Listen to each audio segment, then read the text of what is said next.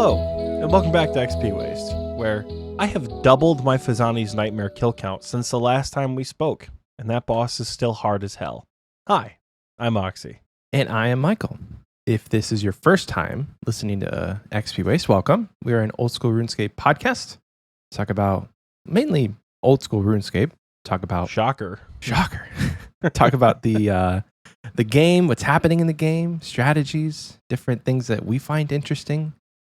We may even speak a lick or two about RS3 because that's bound to happen. We just got to, that's the disclaimer every episode we give it, just in case you get to that point and we talk about RS3 and you're like, we just want to let you know. Anyway, if you're not new around here, welcome back. I was sick as a dog this week. It was not fun. And I think I know why. And I'll get to that whenever I talk about my week. But Oxie, how are you today? I'm not too bad. I played RuneScape on Friday. No, I didn't play RuneScape at all on Friday. I played RuneScape on Saturday. That's when I logged in. Yep. I have had a very busy IRL week. I just slammed my foot on the side of my computer chair. Ow, that didn't feel great. But I've had a very busy IRL week. It's been a beautiful summer. Other than the miserable drought we are in right now in Michigan, it's been a beautiful summer. So my best friend and I have been doing a lot of fishing, been spending a lot of time outside, been making a lot of food. I have pasta salad in the fridge. Oh, we're gonna smash pasta salad after this episode. And of course I've been like fencing and doing stuff like that. I've been going on outings with my kids at work, which is a good time because like we keep going to like nature trails that I've been exploring for years and the kids have never been there before and the staff may have only been there like once or twice. So I kind of feel like the game warden or the field guide whenever we go out because like I know where everything leads and things like that and I know where all the cool stuff is, and so that's been fun. IRL has been like the main focus of this week. And I've been playing a little bit of like other games as well. So I'm pretty sure it was this week that Season 4 for Halo Infinite dropped. I think it was this week because Infection came out this week in Halo. Okay. And Infection is good. Nice. Infection is like, it's back. It's not a weird like flood game mode like they made in Halo 4. It builds off the original beautifully while utilizing all the cool things that Halo Infinite has. And for the first time since like July of 2021, I can comfortably say that Halo is where it's meant to be. Halo is where it's meant to be. Unfortunately, it should have been this way on launch. Yeah. When it came out, but here we are. We are here. Better late than never, I suppose. I've been playing a little bit of Halo. A demo for a game I've been super excited for, Paleo Pines, came out this week, and I've been playing that.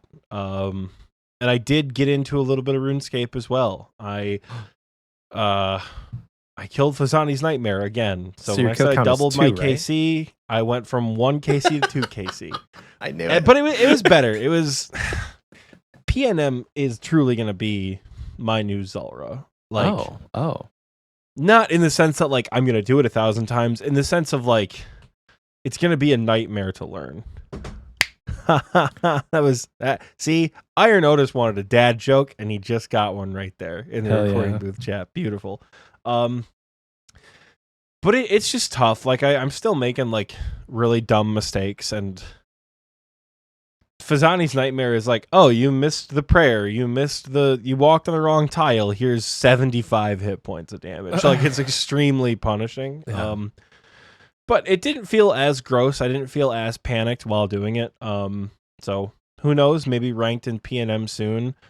And unfortunately, I've had this really, really bad bug that has not been able to leave my head that I just need to start doing solo chambers. I don't want to, but the time is like...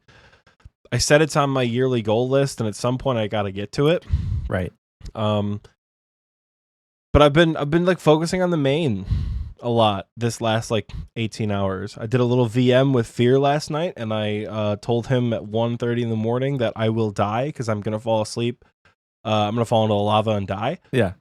Because I was just so tired. I was like yawning every couple of minutes. But I feel motivated to get 90 mining because I'm only like 230k away. Okay, so I'm still So kind of close. far, but like, God, we're so close to not having to come back here. I've been spending money. I upgraded my imbued heart to a saturated heart. Cost me 10 mil. I bought 99 prayer. So that's gonna be my new AFK podcast activity for the next couple of weeks. Once mining is done, we're gonna be killing and sold abyssal demons or reanimated abyssal demons, whatever they are. And we're just gonna chill and do that. And I think I know the fun way in which I'm gonna get 99 prayer. Okay. I have for the last couple of years, maybe the last year or so, I don't know, been collecting my friends' bones Oh yeah. when they die in front of me. Yeah. If we're at if we're a corp or if we're at Volcano, if we're doing whatever, when my friends die, I pick up their bones. So I have like a stack of like 30 or 40 bones in my bank, and Oh I my think God. that's how I'm gonna get 99 prayers. I'm gonna bury all my friends' bones in like a graveyard or something, and that's how I'll get 99 prayer. That's amazing. So my quest for stupid 99s continues. That's fantastic. I 100% approve of that. That is hilarious. And I think I have decided that I do not want mining to be my last 99 because this is misery. Yeah. Well, you This should is get the big 3 absolute knocked out first, misery. and then figure out if you can, if you have the guts to max after that. Because like that's if more I than get halfway. 99 mining, rune crafting, and agility, and I say, you know what? I don't think I want to max. I've done something wrong. Well, that's the I've point. become a filthy That is- skiller, that and I is don't the know. point. Because once you get 99 agility, rune crafting, and mining, it's a no-brainer to max. So then you just get those 3 out of the way, and then you're more than halfway through the max grind once you get those 3. No matter what else you have left. I mean, Slayer's slow, but like you're already, I think you're 99 Slayer already. 99. So you've got it down. So you're on your way. I think you should do mining first. It just because you hate it. You hate it so much. It's misery. It's absolute Because misery. you can do sweaty methods for rune crafting. You have the ability to do that. You can do sepulcher. You've proven that. So like agility and rune crafting are not going to be slow for you. I'm probably just going to be Sepulcher and Guardians of the Rift. And I'll green log Guardians of the Rift, and I'll maybe green log Sepulcher. There you go. Probably the goal. Unless I start doing it while recording, in which case I'm going to have hella marks of grace from Artie. Mm-hmm. But, either way, I'm not going right for 99 mining. That's not going to happen. This is not the start of Oxie's maxing journey. This is Oxie's ready to Maybe get 90 mining. So he doesn't 2024. come back here. Yeah, once you hit your 2023 goals, just put 99 mining on your 2024 goals and see what happens. Because it's like that's your hill. That's your hill that you have to get over. And then once you get over it, there's a sled waiting for you at the top. And it's a nice snowy day and there's like a fresh powder. And the sled is your max and grind. And then you can just take it to the rest of the way. The metaphors are off the chain. What a day. But as far as progress on the group Iron Man, I'm here. We went to DK's yesterday. We did. That was a good time. It's so fun. That was our first tried and true group bossing experience where we just sort of all squatted up and went to DK's we were there for like an hour or so. Yeah. Wasn't too bad. I got I got at least 2 kills on all of them. You guys were taking it on, I think it was Supreme. Let me see. I got 5 kills. Wow. What did I... Okay, 5 kills at Prime, 2 kills at Supreme, and 6 kills at Rex. No drops, though. Yeah, we didn't see anything, unfortunately, but we didn't do too bad. Yeah, I had fun doing DKs. And then I don't know, I have 9k until a farming level on the group iron to get 70 farming. And I'm just it's closer. It's 9,989. So I guess it's more like 10k. But still, it's I'm recording in CBA doing a full farm run while recording because that takes a lot of effort. But yeah, the group Iron Man is here. I think I have 70 construction banked. I think. Because I haven't looked at those. Once TMD gave you the teaks that you needed, I didn't even bother to look at the teaks that I had to see if I had enough extra to contribute. Gotcha. So, gotcha. I should be doing Mahogany Homes right now, but I'm doing. I feel like Mahogany Homes is a bit complicated. It's really not. It's not for recording. No, it's not. I haven't done it in like 2 years, so I couldn't tell you. I think I was streaming probably frequently the last time I was doing Mahogany Homes. So I did it a been a lot. minute. Did it a lot on my main. I got the full carpenter outfit. I got a bunch of stuff. And then I've done it from 20 something to 54 on this account, which is not that many. It's like I only have like 175 points, which is not very much. But I'm killing. You're probably doing regular contracts. I was doing That sucks. regular, and now I'm doing the ones with teaks. But yeah, construction's banked for me as well. So it's gonna be like if you're at 51 construction, 50 something. Yeah, it's like 2,200 planks, 2,200 teak planks roughly. Which for me, I had 1.8 mil. I spent about a mil and some change making them all into planks. It was not a good time. That's where I spent a lot of my money too. Is all in the planks. But I'm here training mage on the GIM. To cap off how my week is going with RuneScape, I have a very conflicting set of emotions. I have a drive to do high level PVM and to see some visible improvement. I have a drive to do something like get good at Muspa or get good at Fazani's Nightmare or go back to theater or do solo chambers or something, while simultaneously feeling so goddamn burned on this game that I am like, oh, what do I do? So I'm not sure what it is. I think maybe we'll, cross a skilling barrier and just see, and maybe we'll get 90 mining and we'll reassess where we're at. Yeah.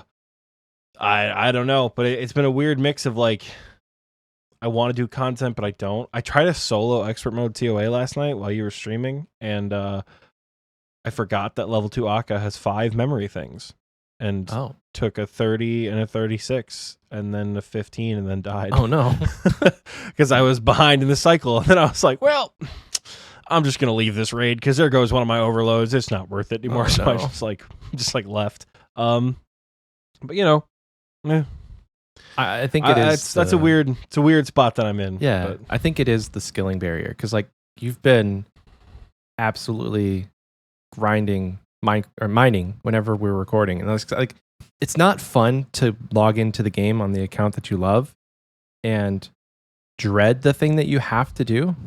Yeah, I know all about that. So get a lot of that when you're maxing, and so it's like just say this goddamn cape on my back right now reminds me all about that. And trust me, it's not fun. And so it's just burnout fuel, which is a weird thing to say because burnout means there's no fire and fuel is. Anyway, it sucks. And so I think after these next 230k mining XP that you have and you hit 90 mining, it's going to be like a perspective shift, I think, which I'm excited for. Here's to hoping. Yeah. Here is to hoping because I don't know. I want to be getting back into PVM. I want to be getting back into making money. I want to be getting back into achieving goals on the account that I care way more about than my group Iron Man. But, not that I don't care about the GIM, but achieving goals is fun because I like doing quests and I like doing diaries. And as I've said, I don't have any more of that shit to do on the main. Right. Like the next diary that I get to complete on the main account is my master combat diary. And like, that's a lot. It's possible, but it's a lot. Speaking of mini quests, before we transition into your week, and I guess this is how we'll shift into your week. So before I ask you about your week, did you know there's a new mini quest out? Yeah. Yeah. When did they release that shit? It was not released. It was I think it was the QOL blog. I think the last sentence that they said in that blog was, "The strange old man looks like he's been up to something," or something. And it was very cryptic. Fittingly. And so I guess people went and just talked to him or interacted with him and figured it out.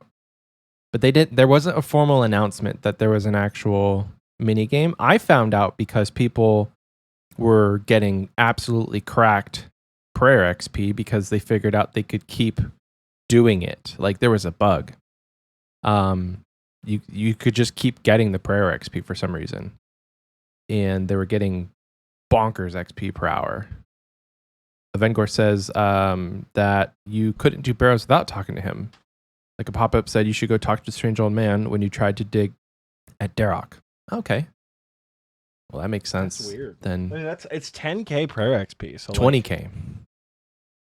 It's 20. It's 20,000 prayer XP. It's 20,000 prayer XP for just looting like the first chest after you talk to him. Killing all the brothers, looting the chest. You don't even have to like get a percentage. Like you just loot the chest and you instantly 20k prayer Damn, XP. that's nearly 62 prayer on my GIM. Hell and yeah. That's definitely like that kind of throws off my groove for the amount of abyssal demon heads I need, but you know. So that it's like what 350 XP per dragon bone or something. If you're at the chaos altar, how much is a dragon bone? 252, I think. 252. Why do I know that off the top of my head? So 20,000 divided by 252. That's nearly 80 dragon bones that you don't have to get on your GIM anymore, which is great. Dragon bones are crack, man. That's not a lot, and it's not a lot of bones to get that amount of XP. You haven't gotten 70 prayer on your group Iron Man then? No, I've been using chivalry whenever we do stuff. Oh, gotcha. Because I don't have 70 prayer. I need to get it, but I don't have it. Yeah. But we'll get it before we do anything wild and crazy. But Michael, how's your week? Every time I try to have a brief synopsis, I end up talking for way longer than I want. It's been like 20 minutes. I mean, yeah, it's still way long. It's like, fine. What'd you do? Played RuneScape for a day and sword fought the rest of the week. And I also went fishing next. Like, and do too much, you know? Right. Hey, you did a lot, though. I'm kind of jealous that you like able to go outside.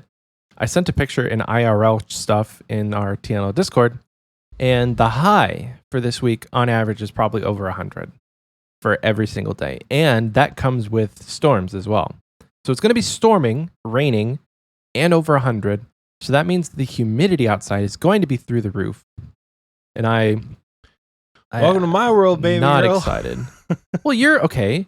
It's raining and you say it's hot, but it was like a high of 57. That's not. All right, listen. It's not that bad. It's a high of 85, 86. A high of 85? Second of all, it hasn't rained here in weeks, but it looks like there's a storm coming today. So I'm going to keep anything I can cross, I'm going to keep it crossed.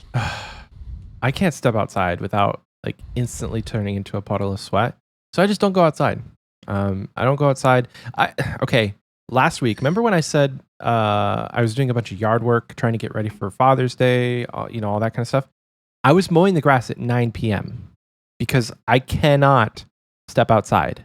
I felt so bad for my neighbors. I'm like, guys, please understand, I would not be doing this under normal circumstances, but like they put headlights on mowers for a reason. So 9 p.m. They put headlights on your mowers? Yeah, we have a little push mower, has headlights. You didn't know that? Anyway. Dog, I never used a push mower with headlights. I gotta level with it's you. It's a Ryobi electric lawnmower. Pretty neat. I guess your normal your normal mowers, like your gas, like those don't have headlights, but anyway, my mower has headlights. And I was mowing at 9 p.m. So all that to say, it's bonkers hot. And it's only mid-June. It's towards the end of June now. But I am not excited for what July has to offer here in Texas. Not excited. Speaking of July, what comes after July? August. What is in August, Oxie? Good job, Michael. I wanted to bring it up in the beginning of the episode rather than waiting towards the end. I just forgot. So that's actually look at Michael selflessly sacrificing. What did he do this week? But you are correct, Michael. August brings about the fabled Xpwaste North meetup. Woo, woo. It is finally happening. Do you want to explain it, Michael, or do you want me to explain it? This is your meetup to talk about. Okay, sure. So the meetup is officially happening. Xpwaste North is on the calendar, is in the books. Brent, get your plane tickets, get your time off. Saturday, August 5th, 2023. Saturday, August 5th, 2023. It'll be in Ypsilanti, Michigan. It is spelled Ypsilanti. It is pronounced Ypsilanti. Ypsilanti. Nice. Yes, it's pronounced Ypsilanti, Michigan. So that's where it's going to be. It's right outside Ann Arbor. So if you guys know where the University of Michigan is, it's the equivalent of it's like right there. Basically, we're like 10 minutes away from Michigan Stadium. Unfortunately, we are right there in Ann Arbor. It's about 20 minutes away from Detroit Metro, which the code DTW stands for Detroit Metropolitan Wayne County Airport. Don't ask me why, but DTW is the place you want to fly into. Where's Amtrak, the if you're TW coming from? I think Wayne? so. The T is coming from Metro, I think, and the W is coming from Wayne County. Don't ask me why that's what they chose. Gotcha. I don't know. But yeah, Detroit Airport is where you want to fly into. And probably catch an Uber to Ypsilanti. Yep, it's not too far at all. Or coordinate We're with gonna be other going people. to a place. Carpool.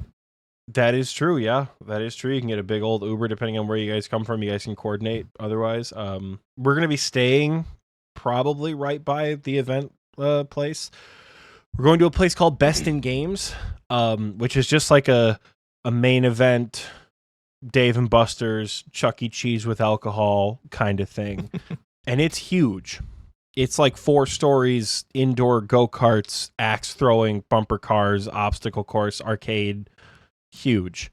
Michael and I are still looking into what we're going to be able to do, like party wise, like party size, reservations, things like that, because we don't want to go and have you guys have to spend like $400 to do stuff with us. So like we're trying to like figure out like what a party package looks like, where we could, because if you guys went to Xpwaste South, you remember we rented like bowling lanes for a while and we got like a table reservation and all that. So we're going to have to plan that out and see, but there's a lot of fun stuff to do there. I'm excited. I'm so excited. A ton. Yeah. It's huge. We think it's going to be the perfect place for people to go and people to meet. That'll happen at 6 p.m., but Saturday, August 5th. I do want to sincerely apologize for the seemingly short notice. Yeah. Because I think at the end of May, we're like, damn, the beginning of July is so soon. Like, we're not going to have the time. Let's push it off. And then we still waited a month. So we're in the exact same boat we were in. But that's... it's a lot of factors that we couldn't control of why we had to, like, wait for so long to get a date. We pretty much had to confirm, like, we want Michael to be there. Yeah. That was the biggest thing. It's like, we don't want Michael to, like, not be able to be there. And once we're like 90% sure he's going to be able to be there, we're pulling the trigger. Yeah. So, and we asked you guys in Discord, like, hey, if we were to have a new date for the meetup, it would be end of July, beginning of August, end of August, beginning of September. A majority of the people who voted said the beginning of August worked the best. And so that's kind of our other reasoning for wanting to do it then.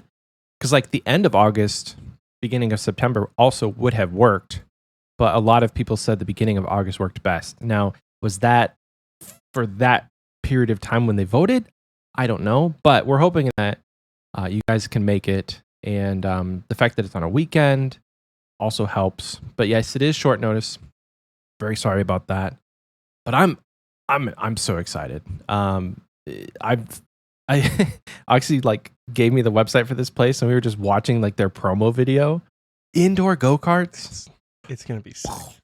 Blows my mind. It's going to be sick. I mean, they're not like 60 mile an hour, like crazy go-karts. I love go-karting though. But it's going to be love sick. it. We had go-karts as a kid. We tore up the grass in our backyard because we had 5 acres. So like we were all over that grass, but it was so fun. I love go-karts.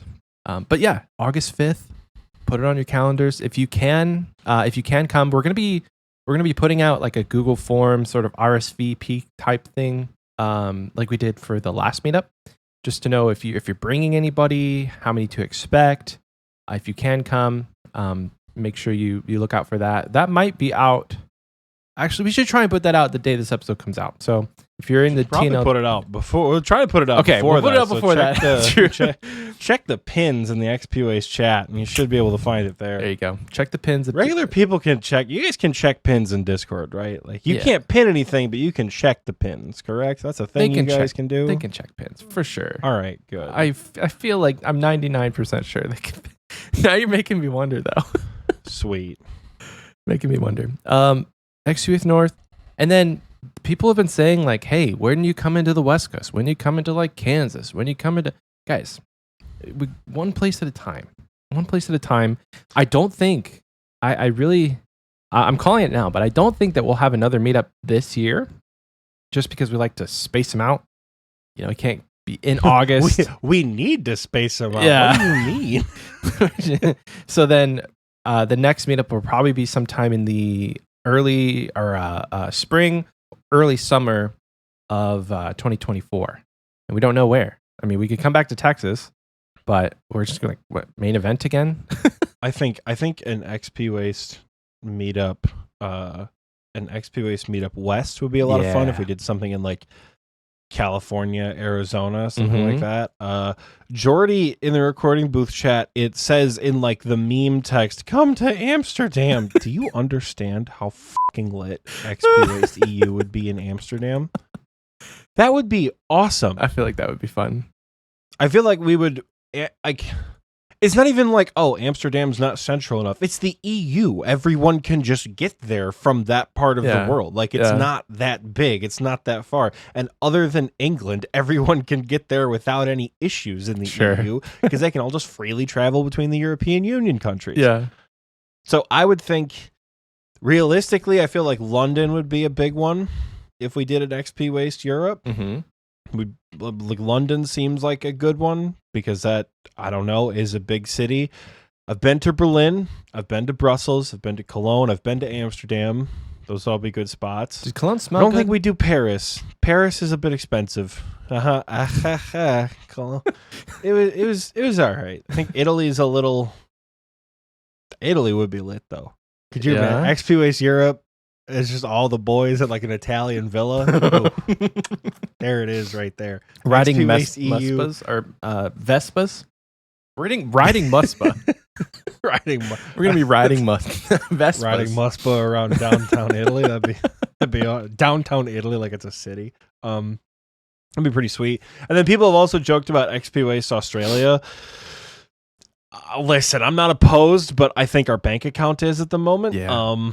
But I think if we were ever fortunate enough to be able to afford an Xpwaste Australia and make it feasible, it'd probably have to be in Sydney. Because I don't know anywhere else in Australia. We'd have to consult with the Aussie boys and girls. We really would have, because like Australia, like Australia is like as big as the United States, I feel like, geographically. So if we're like, oh, we're having it in Sydney, everyone on like other side of Australia is like, guess I'll get fucked. Yeah, you know, like we'll have next time. Yeah, we'll have to consult with the Aussie boys if we ever did do that. But I think Xpwaste West Coast for 2024 would be fun. Maybe Xpwaste East Coast. I don't know. I feel like Michigan and Texas are close enough to the East Coast, but who knows? Yeah, I feel honestly, like, to me, and this is just my like growing up in Ohio brain, but like having lived in Texas where everything is so far, I feel like if you live in the Midwest, if you live in like the Ohio, Michigan, and all of that, like even New England, all of that is so close, but your perception of what is close is kind of off because you haven't traveled to a state like Texas or lived in a state like Texas where, you know, I could drive 3 hours living in Ohio and I could be in like one of 3 or 4 different states. I could drive 3 hours in Texas in any direction and almost not leave the state. So the perception of what is close is a bit different for me than it is for somebody who lives in, say, like Connecticut, because they're like, man, I had to drive 10 minutes to go, you know, pick up something at Target. That was like the longest journey ever. But bro, how condensed do you think Connecticut is? I went to Connecticut. My sister-in-law lives in Connecticut, and they don't have to drive more than like 5 minutes for anything. And she's like, if I never had to leave my little town, there's like little clumps of little neighborhoods everywhere, at least where she lives in Hartford. But there's like little. She lives in the state capital? I think so. No West Hartford. shit. It's But anyway, if we did something in like North Carolina, that would be fun. But I feel like that's so close to Michigan that the people who were in North Carolina. It's like a 16-hour drive. Is it from really? Michigan, dude? Yeah, Okay. it's a long. my Like it's one of perception those is off, like too. I would do it. I would go. Like I think for me, I can drive about 5 or 6 hours by myself without stopping. Then I need some sort of break. And frankly, I will take longer than 6 hours because I like breaks. So I'll get snacks and get coffee. Yeah. And do all sorts of stuff like that. As far as like longer journeys, give me someone to go with. You know, give me 2 or 3 people to drive down to North Carolina. Give me 2 or 3 people to drive down to Tennessee or drive up to Maine. We could do it, baby. Yeah, we could do it. We go there by car. We do it no problem. You know, because like, I've got that Midwestern. Oh, it's only 8 hours by car. No problem. That ain't too bad at all. I kind of wish when I was growing up that I took more road trips. Like, I look back on my younger self now, and I was like 18, 19, 20. I could have just got in the car and drove. I didn't really have a job. I wasn't doing much. It could have been like, hey, Elise, why don't we just go to Colorado? Why don't we just go to California for the weekend? It's not really the weekend to drive to California, but you know what I'm saying? Like, let's just road trip it and pack a bag and go. But now you have a baby, I have a job, I have this. It's like, that's not a realistic thing anymore. Growing up sucks. So here's the thing about travel, right? It's feasible depending on what you're willing to compromise on, right? Yeah. If let's say you want to go to Gatlinburg, Tennessee, which if you guys have never been to Gatlinburg, Tennessee, beautiful spot, right? It's right there in the mountains. There's lots of stuff to do. You can go whitewater rafting. You can go hiking. Downtown Gatlinburg is a cute little spot. If you want to go there, you can spend $5,000 to go. You can stay in a nice hotel or a nice like cabin. They have like cabin resorts on like the sides of mountains and things in Gatlinburg that like overlook the city and overlook the mountains. That was where our senior trip was in high school. It was a beautiful place to go. Ooh, 74 Magic. Nice. Ooh. So you can go there and spend a lot of money, or you can do it a little cheaper, right? You can drive down to Gatlinburg instead of fly. Still going to cost you gas money, but it's going to cost you less, right? You can stay in a cheaper hotel. And the biggest thing with travel is pack light, so you can just up and go. Depending on where you want to go, you can do like public transportation. Like for me, if I wanted to go to a big city that wasn't Detroit, for example, if I wanted to go to a big city quickly, I'd just drive 50 minutes down to East Lansing with a carry-on and head to Chicago. Oh, right. Because we got the train. Unfortunately, the United States isn't as good about long-distance travel like that as like Europe is, you know? Like with Europe, you can hop on a train and pretty much go from like city to city from basically England all the way to like Poland. You can like just take a train everywhere and like you're fine. Yeah.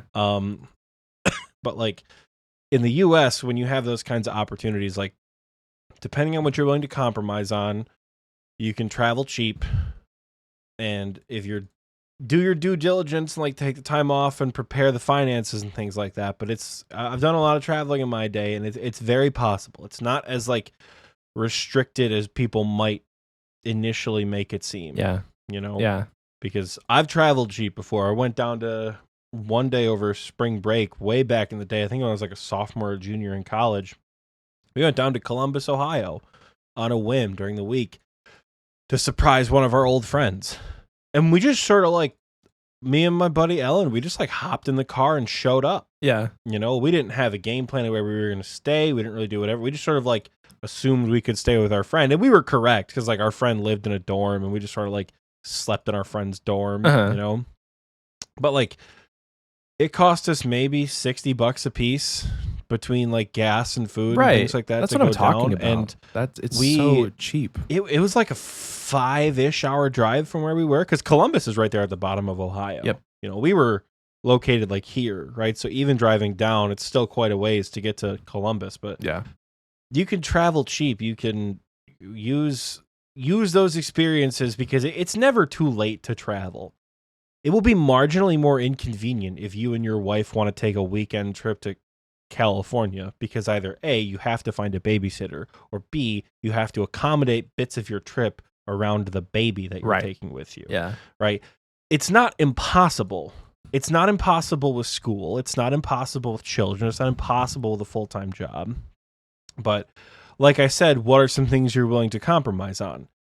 If you were to go to Vegas, right, at various points in your life, right? Like if you were going to go to Vegas for your bachelor party versus going to Vegas with your wife and your son, probably vastly different. Right. You know? Yeah. So, yeah, do I your get research, man. Not just you. Like, everyone in the recording booth chat, do your research. Traveling is fun as hell. I love it. Speaking of RuneScape related topics, how was your week, Michael? You never finished your week. You got sick. Then what happened? I got sick. And so I think we narrowed it down to what actually happened. So we went to a birthday party on Saturday, and they had a little kiddie pool, and they had this little splash pad. Oliver freaking loves the water. He is a little fish, which I love the water too, so it makes sense. But they had a little kiddie pool, and the kids were getting in and out. Who knows if anybody had a doo-doo diaper? Who knows if there was dog poop on the ground and somebody tracked it in the water? But we got a bacterial infection of some sort, and I am calling it now that something was in that water, and Oliver drank it for sure. He took a couple sips, a couple gulps, but like I was like, I got wet because he was splashing the heck out of me. But I went and ate lunch without washing my hands. Mistake number one right there. He had just gotten right out of the water, set him on my mom's lap, and he was just eating chips, like Ruffles. So he had also not washed his hands. It didn't occur to me that like the water could be dirty. I'm going to think about that in the future. And if you have a kid and it's like pool season and it's like muddy, grassy water, just err on the side of caution. Spray them off with a hose. Wash their hands. Like a fire hose. Just like rinse them off gently. Just like get the dookie water off of them. But it wrecked my stomach. It was not good. All the things you think about when you think of a stomach bug happened. And I didn't eat for like 36 hours. Like I was maybe eating crackers just to have something. I was drinking a lot of water, and I was drinking Pedialyte and stuff to get the electrolytes back. But yeah, I slept most of the day Tuesday. I slept some of the day Wednesday because like my wife had to go and actually work on Wednesday. And so when she got off or was able to like take a lunch and take a break at like 2, I went to bed from 2 p.m. all the way to like 7 p.m. again on Wednesday. So I slept a lot this week, and didn't really play much RuneScape except for on Thursday and Friday.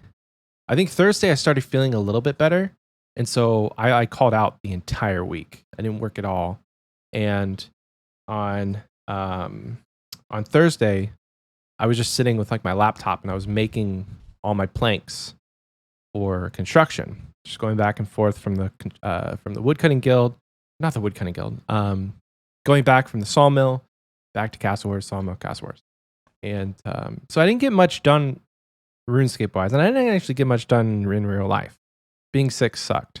I did have to edit though. That I almost called you in, Oxie. I almost called you in. I was like, "Can I do this?"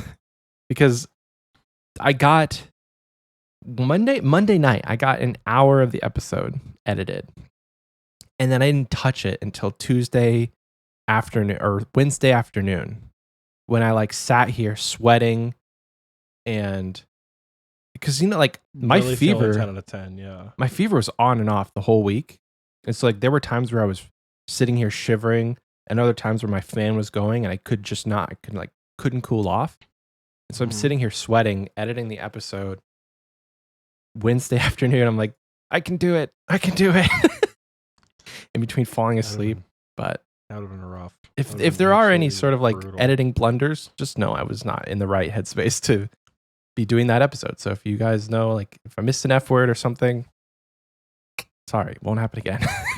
But no, the being sick sucked. But you mentioned our DK strip. That was probably the highlight of my week up until this point. because it occurred to me this morning when I was thinking about it, because I was thinking about what I was going to talk about for my like RuneScape, what happened in RuneScape. Like bossing on the group Iron Man is actually quite fun. And for the reason being, I think, is because like the drops mean something. Like if I went to DKs on my main account, I would just be getting kill count. And if I got a ring, like cool.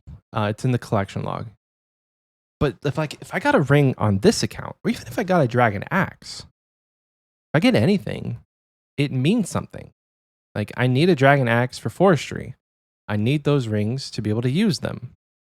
I'm not going to go out on a limb and I'm not going to assume that we're going to be doing Desert Treasure 2 anytime soon. But Mima, there's a little emoji in our Discord. It's like, what? It's Oxie going, what?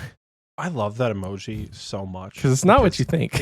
It's meant to be like a crying, stressed, frustrated emoji of like, wow, I can't believe it's so bad. It's a screenshot of me after I got my Infernal Cape.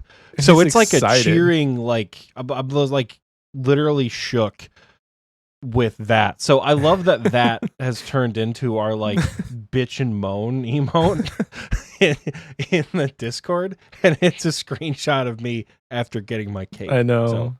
So that's fantastic. The wah. Let me explain. I said it last week.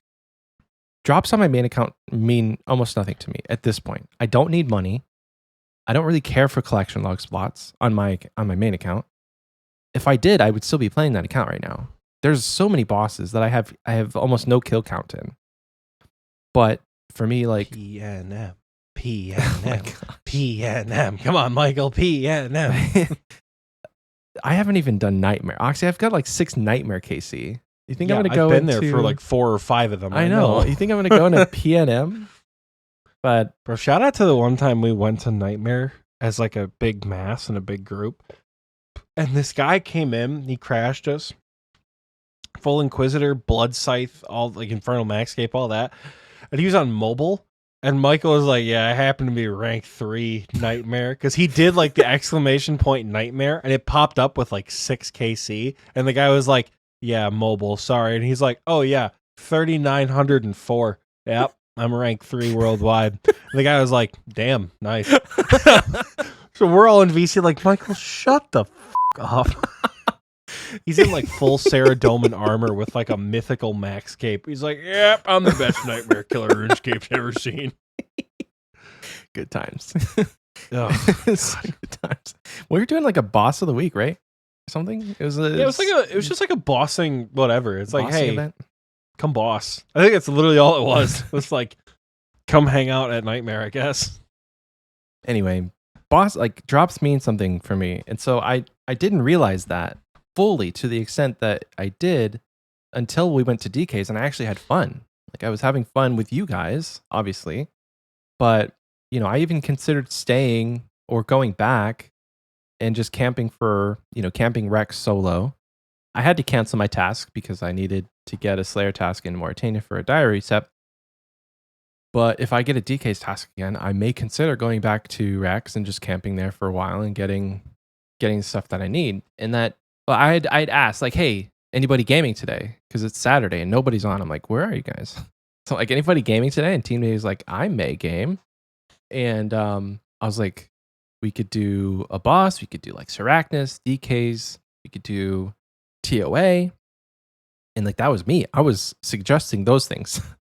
That's not very common for me to want to like go and do a raid. But the goals that I have on this account are motivating me more than I feel like I was motivated on my main account back in the day. The perception is that like Iron Man is hard, Iron Man is boring, it's going to be like tedious. I don't know if that's the case because like I don't know, I don't feel that way, and it may be the case because we're on a group Iron Man account. But I feel like I might be having this much fun even if I was on my main. Like if I was playing a main Iron, the sucky part would be like anything that I would want to do would have to be 100% solo. Like I wouldn't go to DKs with the boys on a regular iron. That would not happen. So it's different. It's different. It's a mindset that I didn't think that I would have this far into the account, or like playing this account. Like, hey, I want to go kill DKs again, or let's go try and kill Sarachnis, or let's do whatever group boss we can, or let's try and get. I was even daydreaming about what a Fang would do for the account. That's just fun stuff. But that's where I'm at. This may translate back into more like PVM focused goals on my main account someday. I'm not putting. Just to help him. I'm not putting it off as like I'll never PVM again on the main, but it's a weird place to be where I don't really care for money because like there's nothing I want to buy. If I had money, if I was given life-changing money, the first thing I would want to buy is the actual username Bloodhound. And I think that's the problem. It's like I don't want any gear. I just want cool status. The cool status of having a pretty sick name. I feel like I'm rambling, but yeah, go ahead and ramble. We're cheering, man. Show. I'm close to okay, so I guess I'll give an account update as far as where I'm at. So I'm 54 construction. 70 is banked. I talked about this on my live stream last night. 70 is banked. I just have to do it. And then I have 60, almost 69, or I have 68 herb lore banked with just the herbs that I have. And I was doing all of my diaries last night on stream, which was a lot of fun. It was kind of chaotic because I had no plan going into it. So I'm just like, pick a diary and see what we can do. Bro, I was killing Zalra and Vasani's Nightmare, just like listening to you in the background. Rush around and like complete diaries and shit. I'm like, he's got a good tack of like, just do the diaries and pump it all into herb lore. Yep. I'm just going to do every single diary that I can, easy and medium. Because I have almost all the quests and all of the stats needed for every single easy and medium. There are a handful of quests that I still need to do, which I'm totally going to knock them out this week. The Mauritania Diary requires a couple quests. I think Fremenic. I think there's one for the Falador Desert Diary now has one. So there's a couple of the quests I need for the medium diary, and I can even do some hard diaries without quests. It's just going to take some like configuring because I have to do a bunch of chompy kills. I did 30 chompy kills on stream last night. I should have done those before the stream, but alas. Bro, can I just aside, making brutal arrows sucks. Brutal. It sucks, doesn't it? It's brutal. Achy trees are not a good mechanic. Let me just tell you. Are they achy? It's achy trees, right? Achy. The fact that you get between like 2 and 7 or like 2 and 6 arrow shafts, it's not an actual number. You just kind of have to guess. Whoever designed that, it's brutal. I hate it. It's misery. It's absolute misery. I know. I made 200 arrows, 200 mithril brutal arrows, and it took a long time.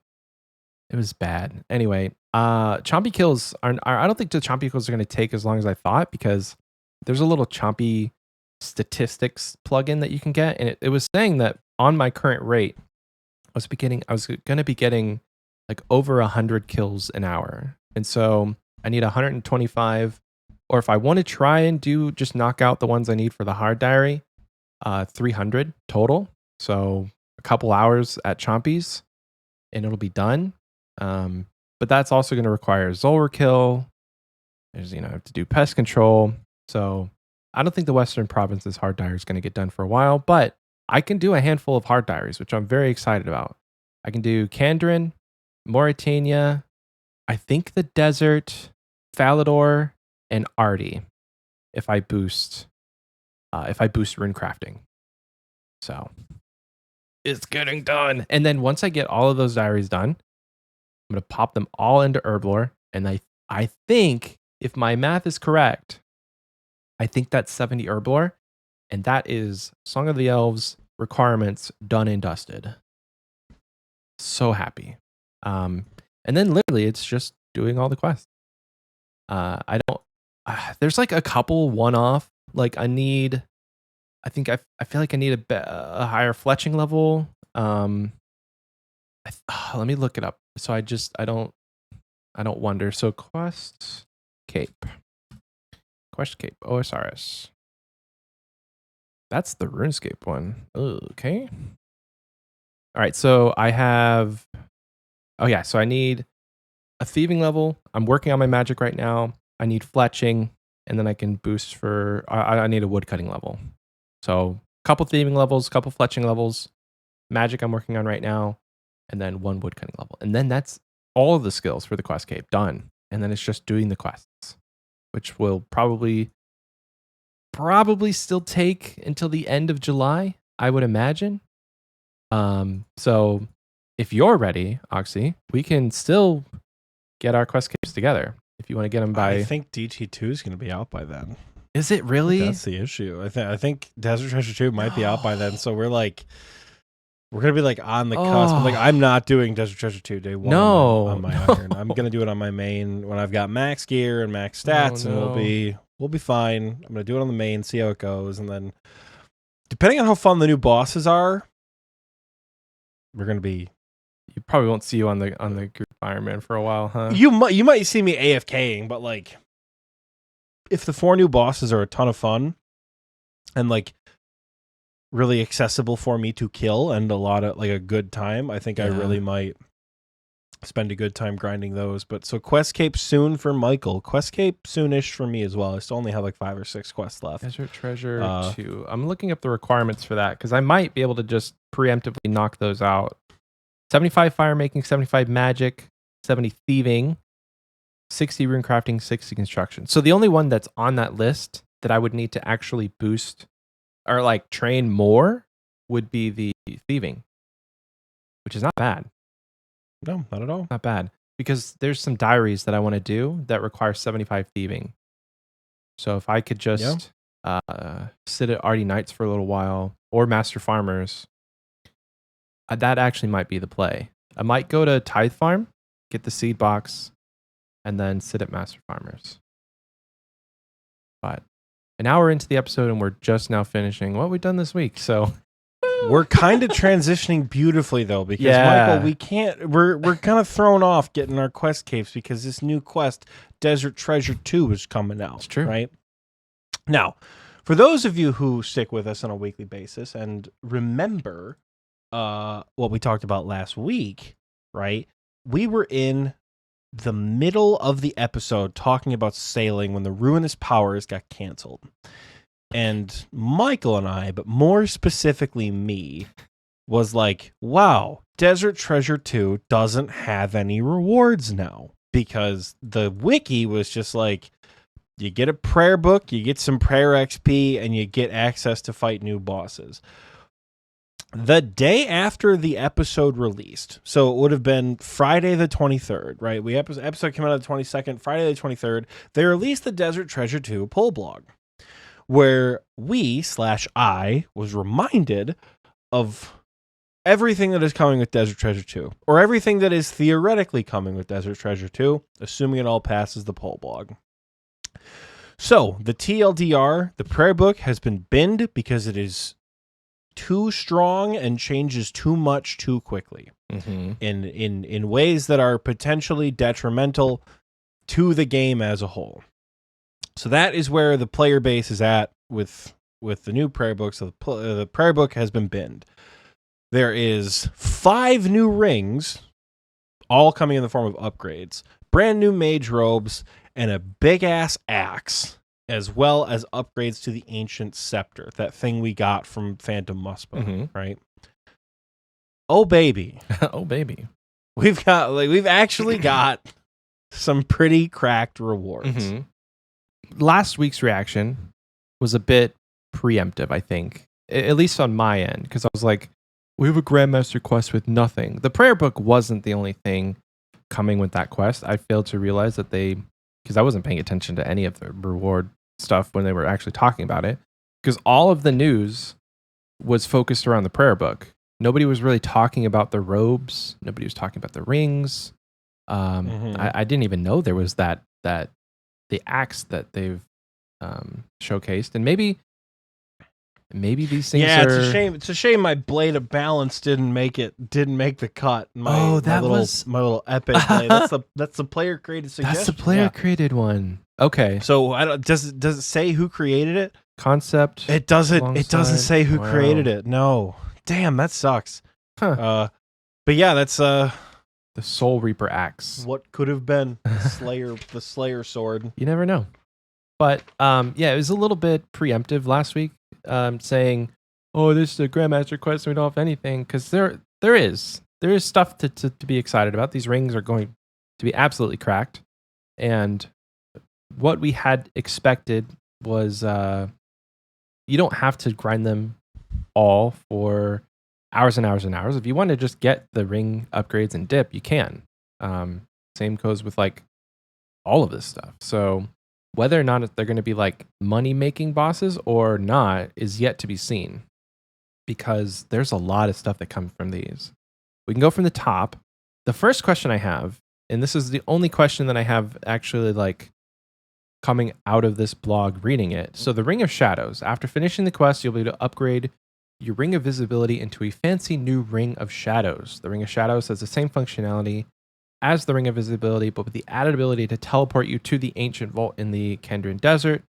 Additionally, you'll be able to unlock 4 more teleports, which will pop you out somewhere close to the bosses. So, is this going to be like a Karis Partisan thing, where it's just, bam, finish the quest, ring upgrade? Or... yeah, seems like it. Because it didn't talk about... This seems like the drop. Karis Partisan. No, yeah, this seems like the Karis Partisan post-quest, like building off the old item to make a new one. And like, this actually seems pretty alright for most, specifically like low-level mid-game players. Sucks that it comes from a Grandmaster quest, but like, +4 attack or +4 slash, stab, and crush in range, and +5 magic with 2 prayer bonus and 2 melee strength. Like, it's just all right. Yeah. Does the Brimstone Ring have strength bonus? I don't know. OSRS. Right, this is a pretty good all-around ring. Brimstone Ring. I want to see if it has a strength bonus, because it does. It has a +4 strength bonus. So it's not better than the Brimstone Ring, but it's free. Yeah. And it has a prayer bonus. So... Well, I think the main part of this is just going to be a teleport item. So it I think you're right. I think the main focus is going to be, it's like the Pharaoh's Scepter kind of thing. Yeah. Because if people don't have like the altar in their house, because the Ancient Vault, correct me if I'm wrong, but that's where you change your spellbook over, right? Or nope. What is the Ancient Vault going to be? The Ancient Vault, from what I understand, this is a moment where I need Tiki in the recording booth chat. I believe it is that thing just south. Yeah, so you know where Uzur is? Where you do the little, like, the Golem quest or whatever. If you scroll down from there on that, like, coast right by Narda is the Ancient Vault. That's where I imagine you're going to start Desert Treasure 2. I see. And I see it now. Yeah. I don't know if there's going to be a boss fight there or what. I don't know where these bosses are. I think they said like there's going to be a boss in the general location of where the other 4 quests were. So it seems like there's going to be one in the Kebos Lowlands. It seems like there's going to be... Well, they already released Muspah up in the north. It seems like there might be one below Ice Mountain, literally, because if that's where it is. Probably going to be one in the desert. Maybe. Well, you think about the 4 rings. They're all... Well, the thing with Desert Treasure is it's all themed around the diamonds. Blood, stone, or blood, ice, shadow, and smoke. So I'm pretty sure all 4 of these bosses are going to be themed blood, ice, shadow, and smoke. So what regions those would come from? Mauritania, up there in the polar area, probably where you got the diamonds, I would imagine. Originally, just to keep with the theme? I mean, possibly. Yeah, I think as far as like gameplay wise, I'm just trying to think like Mauritania seems packed to put another boss in there, because that's where Dessus was. Uh-huh. Mauritania, between Barrows, Nightmare, PNM, and Theater of Blood, and the Slayer Tower, seems absolutely packed to put another boss in. But where would you put a boss that's focused on blood? Isn't it a vampire, I don't know. Right? Duke Celestis? So, I have no idea. It might be. So they have talked, there's 4 quests. There's 4 quests that were like the prereqs for Desert Treasure 2. Garden of Death, Below Ice Mountain, Secrets of the North, and there was one more. Let's actually look and see what it is. Desert Treasure 2, where is it? Where is it? Where is it? I know it is in here somewhere. Temple of the Eye is the last one. Is the last kind of like new quest that came out that is going to do like an Avengers Assemble, I would imagine, in this kind of quest where everything gets brought together. I am not sure where they're going to be located. I don't think there's going to be a bad spot for them to be located, but if we think there's going to be a teleport to get there, they're probably going to be somewhere where there's not a lot of teleports. Gotcha. Right? Look at Sleep, for example. Sleep is not horribly far away from Versenhaza. It's also not horribly far away from Port Phasmatis. But damn, is that Sleepy Tablet a lot closer? Right? It's a trek, yeah. So if I were a betting man, as I like to say, I think that middle portion of the Caridian Desert where there's not a whole lot of teleports, I would think that area south of Mount Quidamortem, where there's just the Chambers teleport, where Garden of Death is. There's the Lasser teleport for Ice Mountain, but that whole area is pretty like desolate as far as teleports go. And then I don't know. I think I'm just trying to think of like areas that are thematically tied enough and areas that don't have teleports nearby. And that's the only reason why I'm like, maybe not Mauritania, because there's teleports all over Mauritania. There's 2 fairy rings. There's the Ectophile. There's the Berg de Rot legs. There's Kirill. There's Versenhaza. There's Darkmire. There's Sleep. There's just all sorts of places to go. Yeah. And I think they could add a totally new island, though. Like they could add a totally new spot. You are correct. There Mauritania. could be new places coming. You are correct. It doesn't have to be jam-packed right in the middle of some place we already know. Yeah, that is true. I would like to see that. I think that would be pretty neat. Thormax says Dragon Tooth Island. That would be a fun way to actually revitalize that piece of content. Where's Dragon Tooth Island? Oh, you go there for... I don't even remember what quest it is at this point. Oh, Maybe it's like Ghost northeast of northeast of Port Phasmatis. For the life of me, I don't remember why you go there. I don't remember what quest you go to Dragon Tooth Island for. Is it a Mauritania quest? Is it Ghost Ahoy? Is it like a rum deal quest type thing? I'm going to be doing those this week, so I'll let you know. I have no memory of this place, as they would say. But it's a diary and it's a clue step, but the question is you go there for something at least once, but I don't know why. But I think the ring is going to be good. I think the idea that they have what I imagine to be droppable teleport upgrades from the bosses. Please, Jagex, please, please, please. If there's a JMod listening, give us a damn pity drop on these teleports. Yeah. From launch, give us a pity drop. Please. Give us a pity drop, KC. Give us, at 100 KC, if you don't have the teleport, here's the teleport. Mm-hmm. Right? For free, guaranteed, no matter what. Yeah. You've done it with PNM. I don't think Muspa has a pity drop. Vorkath has a pity drop. KQ has a pity drop. Just give it to us. Please, please just give it to us. Because that's going to be... Don't make it wait for like a QOL 86 or something to be like, and the new 4 bosses that came will be changing the teleport mechanic. Yeah, just don't... It doesn't even have to change the teleport mechanic. Just give us something guaranteed eventually. Because people will kill it 100 times if they don't get it. It's not unrealistic at 100 KC, right? That seems like a pretty fair balance. Or just make the drop rate lower. 1 in 25. 1 in That could also work. I 1 mean, in like, I know the 50? chambers, the tablet for chambers is like 1 in 10 or something, the ancient tablet. Mhm. I got that bitch on like 33 KC. It sucked. Damn. Do you remember that when I was like learning chambers and I kept having to like Xerix Glade my way over and run the whole way from Xerix, not Xerix Glade, Xerix Lookout. Part of Run your all the way villain. over to the damn mountain guide. Yeah. And then do the fast travel to get there. It would take me so long to get to Cox way back in the day. It's part I of your got that village tablet, dude. It's part of your origin story. You thought I got a damn T-boat when I got that tablet in that chest. I was so excited to finally be able to teleport right to chambers. It's part of your villain origin story. That's why you hate chambers. It's like it's a culmination of all the things. You should have really gotten like your third one and it happened to your 33rd one. Yeah, it took like the amount of times people are like, "Oh, I got a tablet on my first KC." I'm like, "Congratulations!" I go on learner raids. I'm like, "That's such a good upgrade for your account." So that's my only ask with the Ring of Shadows is that the bosses have a pity drop for their teleport locations because that's got to be how it comes, right?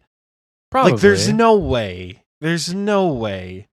Like off the rip, you just get it. They can't. Yeah, like it's like, oh, pay a certain amount of GP. There's no way. It's got to be a boss drop. I feel like it's a boss drop. If we're going off of what they've done in the past for these types of things, I mean, with Muspa, there was already a teleport to Weiss. They didn't need to do that. But you know, PNM. What's another one that came out recently? That has a sort of close. There, I mean, with Tob, you got the Drax TOA. TOA, sure. You could bind with the obelisk. For the scepter, yeah. Yeah, and I think they're very good about giving teleports to relevant places. Like when A Taste of Hope came out, it came out preceding Theater of Blood. Mm-hmm. So that's why it's like, oh shit, we got this new teleport to Tob Bank that's gonna be so cool. Or maybe it came out on the same day as Tob. I'll have to look up and do research. I don't remember, but it came out preceding that, and then the obelisk with Beneath Cursed Sands, you could like bind it ahead of time with your Pharaoh's Scepter. You just had to like activate it, and it would be good to go. So there's that, and then Chambers is you have the Mountain Guide, and then the damn tablet, which comes from the raid. But you can't really blame Chambers for being the way so it is old in that in that way. But you're right. I think who really has a shitty teleport to get to is Vorkath. Vorkath is a really shitty teleport. I mean, if you have the sea boots, it's okay, right if there. you've done the Fremenic Elite Diary, it's not bad. But you can teleport to Lunar Isle and then try and talk to somebody there. And then they teleport, like they shoot you to the middle of Relica, which the boat is just a couple. Yeah, I mean, it's not like it's the a worst. trek. The worst is DKs. There's no like. Yeah, nobody takes the worst cake. is DKs. DKs takes the cake. It is the worst one to get to, and I don't think they'll ever add a teleport there because I think that's kind of what balances the value of DKs is how long it takes to get there. Especially now that their rings are going to be used to break down. Oh, I can promise you the money from that's going to come from the upgrades, not the rings. Well, I'm just the saying, rings are so expensive. Like Sears ring is like Yeah. 1.2 mil right now. I don't think I've ever seen the Sears ring over $1 million. Hey, a ring. But It's gonna help them stay relevant because the next part of this, and we've been talking about these rings, but the bosses, we're gonna have upgrades to each of the 4 Fremenic rings: Ulter, Magus, Bellator, and Venator. Venator, they just keep wanting to use that name. Get the Venator bow, and now there's probably lore. I was to say, it's almost as if the Venator items both come from the Majorat storyline and both have to do with range. Huh. That's crazy. Oh, they do both have range, don't they? That's kind of cool. Kind of like how the Twisted items both have to do with range, and the Twisted color kits have the same color items. Anyway. It's thematic, brother. I guess. I told you the brain's not we're not working at full that damn capacity. Iron Man Skiller brain he's got going on. Excuse right me? now. Iron Man Skiller brain. You heard me. Excuse me? I'm sick. Do I need to repeat myself? I said excuse me, so didn't hear you. Iron Man's killer brain. Thank you for saying it quieter, so I could hear you. I got you, baby. So these rings. Are you excited about any of these rings? I am. I think it's gonna be.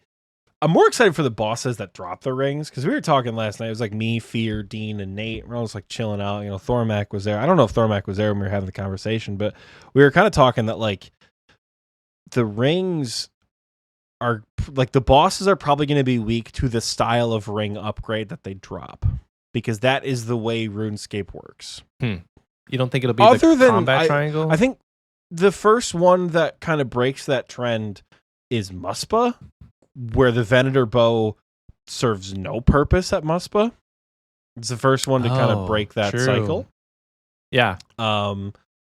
But most bosses in the game drop items that are good to use against those bosses, right? Gotcha.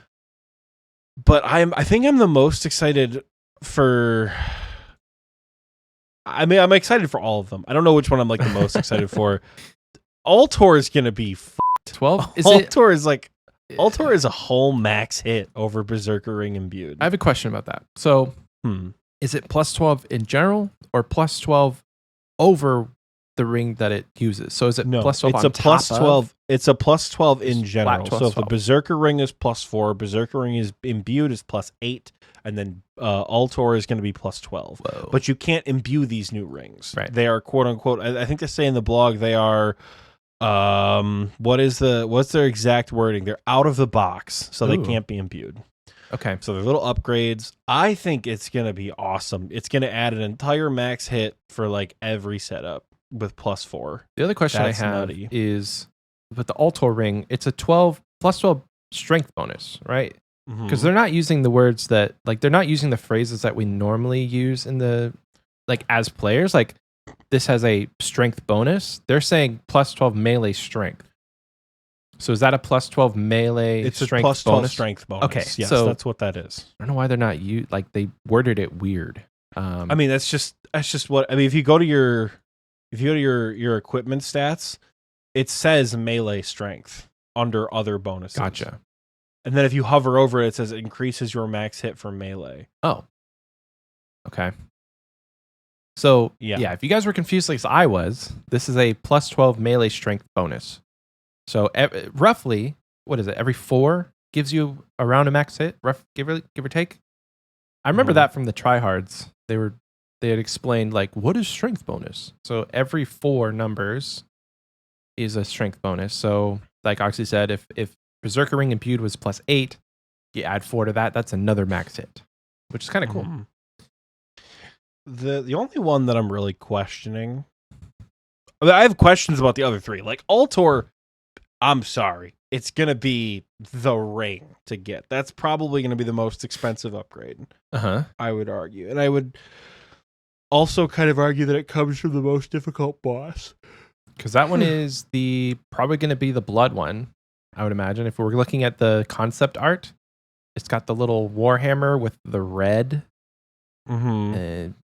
Probably, and then Magus. Am I saying that right? Magus looks like it's Magus ice. Bellator is probably Bellator's shadow, and then Venator smoke. I guess I don't know. Yeah, I guess I don't know, but or maybe because it's orange, so fire. It kind of looks like fire and smoke. So you never know. I think Altor is going to be just like the ring to get. Yeah, but. Which is starting with the other 3, I mean, I'm interested to see what Bellator does with slash accuracy, because like nobody uses a warrior ring because it doesn't have a strength bonus. And what do we know about PVM, Michael? People the want best way to kill a boss. The best way to kill a boss is to what? DPS. Kill it quickly. Yeah. So the bigger the strength bonus, the more DPS. I think it's cool that it's getting a strength bonus increase. I am interested to see where it's more useful at, because like slash it's not as much accuracy it's not as much strength bonus as the Berserker ring. So the number one place I would think strength or slash is the best is Tob, and it's probably not going to overdo the Berserker or the Altor ring at Tob. Even the Berserker ring, you think? Because if something's weak to slash and you're more accurately slashing them, that's also, I mean, that is DPS versus you're hitting higher, but if you're hitting more accurately, that also means you're hitting higher. You're doing more damage. You're probably, yes, you're probably in the DPS is still going to be maybe similar-ish, but you know, if something is weak to slash, it shouldn't be that hard to hit it anyways. Oh, like so like weaker in Tob, doesn't mean better. Yeah, weaker doesn't mean, you know, it's not like there are obviously some exceptions as to like why some things don't work, as like it's why we Warhammer everything in Tob. You know, so like lower defense and them being weaker is obviously good, but it's not, you know, I don't think it's going to be so much so that like we need the plus 12 accuracy. I'm kind of hoping this ring shines through at the boss you get it from. That'd be cool. And then as far as Magnus and Venator, that just speaks for themselves. +2 range bonus. That's pretty decent at like. Are people gonna start bringing ring switches now? Places. That's what I was just about to say. Maybe because maybe at Tob you bring a Bellator and an Altor as a ring switch. Who knows? You're saying no? Altor. Tob is all melee. Just if you're gonna bring a ring switch, you're either the range roll or you're a freeze roll. Oh, if you are just melee DPS, you are never gonna switch between Bellator and Altor at Tob. I wouldn't think. Unless, again, Oxie is just wrong, because boy, does that happen when Oxie is speculating. The one thing I would suspect is with these potential swaps, you know, we were talking about it last night in VC. What's going to happen at TOA with the Light Bearer and the Magus ring? Oh, yeah. Because it's +8 magic damage with the shadow. Because it quadruples in TOA. So like, you know, it's kind of busted to like, it's really going to increase your max hit at TOA. So like, you kind of need to have it, right? But the Light Bearer is so essential that like, how do you balance that? You know? Yeah. Wow. So there's going to be a ring switch there. When you're like hybriding at Zulrah, is there a ring switch there now? Like, are we finally getting into like 9-way switch territory? Because I think you're gonna the keep, +2. Yeah, you're gonna bring all the rings that you need. Well, yeah, because it's gonna be weapon, cape, necklace, gloves, helmet, body, legs, boots, gloves, ring, depending on what you're using. Wow. So they could be looking at a 10-way switch, which is that's insane. A lot, you know. That's potentially insane. No, it's a 9. That's 9 because there's only 11 spots. But yeah, it's a 9-way switch, maybe a 10-way switch if you need to have like an offhand, like a ward or a defender. But no, I'm excited. I'm the rings are going to be super cool. I'm really hoping one of these bosses uses the scythe. Really hoping one of these bosses is weak to slash. Dust off that scythe. Yeah, I want to be able to use the scythe somewhere else. And, you know, I think it'll really just help the game as a whole when the big ticket raid purple is finally useful again outside that raid. Yeah. Your character could discover a second finger. Oh. You know, Mima, I don't think that's a terrible idea. I don't know how in the world we would be able to pull that off. Because you're right. Like, in theory, you could just put another ring on a different finger, right? How would we feel about that? More than one if they ring? were like, there is... Because it would essentially be like, it would have to be like an unlockable upgrade. Like, they wouldn't just add another equipment slot off the rip, right? Like, how do we think they could upgrade this in such a way where it makes sense for gameplay and doesn't feel super broken, Because in theory, what's stopping you from equipping 2 Altor rings Oh, and just absolutely fucking bodying people with your max hit? yeah. Or 5. What's stopping you 5 from rings. having 2 Magus rings and having 16% magic damage bonus in TOA with the Shadow?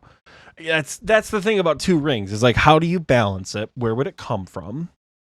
You know, and I'm not saying like, you know, do the Tom Brady with like all your championship rings on. Like, you don't need to wear all of them at one time. But I don't know.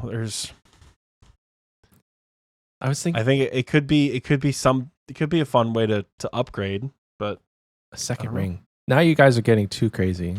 It's just like Thormax said, a new unlock isn't a prayer book, but a new ring slot. Like, if we weren't even imagine how absolutely cracked that would be, though. Yeah. Like, guys, really think about this for a second. Like, really think about what a new ring slot would do. Ring necklace like the key ring. Shut up, Otis. Just wear all the rings on your neck at one time. You can only activate one at a time. That would be you kind of can cool. wear more than one necklace at once, right? Like, just have every necklace on at one time, walking around like with all your like, gold chains and shit, your anguish, your torture, all that wearing at the same time. I don't know. I don't think they would really have to balance it in such a way where like you could only get the effect of one of that kind of ring. Right. So you couldn't wear, not that you pick one, but like you couldn't wear Altor and Altor. Oh. Or like you can only if there was no stacking, so maybe it was like you can only get one ring that uses a bonus and just uses the higher one. So if you use like Altor and Berserker ring imbued, you'd only have a plus 12 strength bonus from the rings instead of a plus 20. Mm-hmm. I think that would be a good balance going forward. I still think it's extraordinarily powerful. But I think it's a decent enough balance if that's something that Jagex ever did want to pursue. In the realms of new equipment slots, but who knows? Who knows? So all of this Lightbearer and the rings we have now would probably be the meta fear. You are correct. Lightbearer would be that'd be good. Could you imagine? Oh baby. So I did want to preface, I guess, before we get any deeper, because we're talking about this stuff like it's going to be in the game, but all of this is still being pulled. At the time of recording, it has not been pulled. The rewards will be open Monday, June 27th, and run until Monday, July 3rd. So it is. It's in the game. So go vote. And you have until July 3rd to vote on this stuff. So we currently don't know what is going to be in the game as of yet. It's all speculation, which is fine. This is what it's what we're here for. But so I guess the question I have for you then is, if you had to vote no on any of these, let me know at the end, because you can't just vote like, they say you didn't like one of these. It's either all or nothing, which is kind of sucky. They didn't break it up into individual. That's good. I think that's good. That's how we want these to be.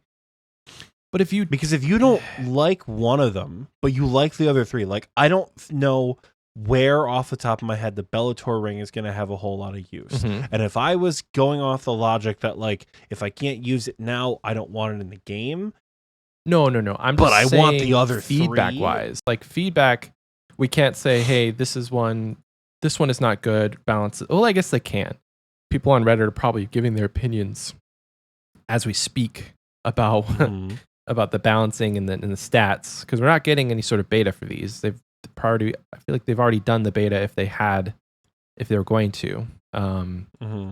But yeah, there's just some that may need balancing. There's some that we may think is too strong, but we have to say yes or no.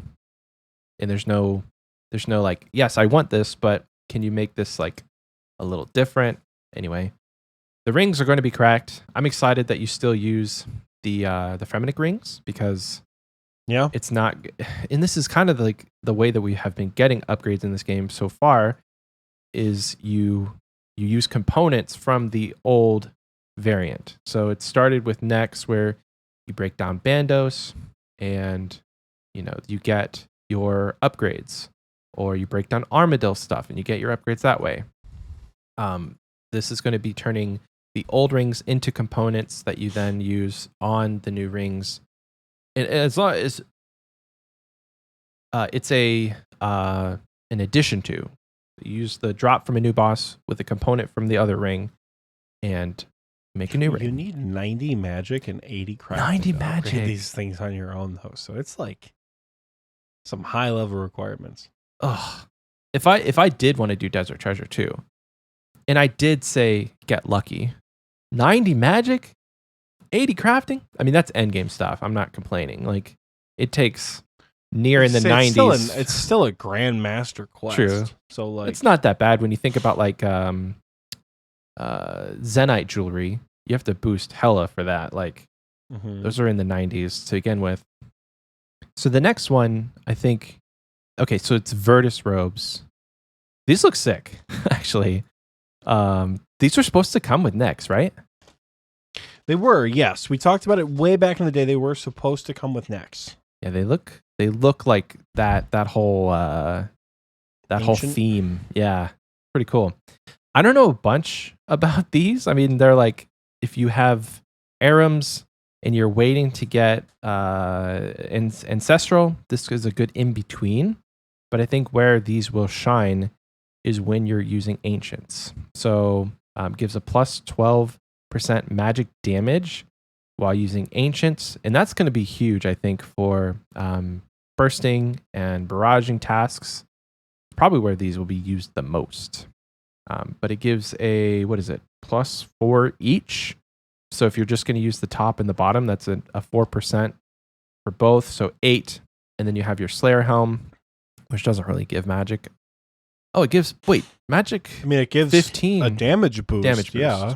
Oh, yeah. So, I mean, that's pretty decent when you think about if you're on a Slayer task.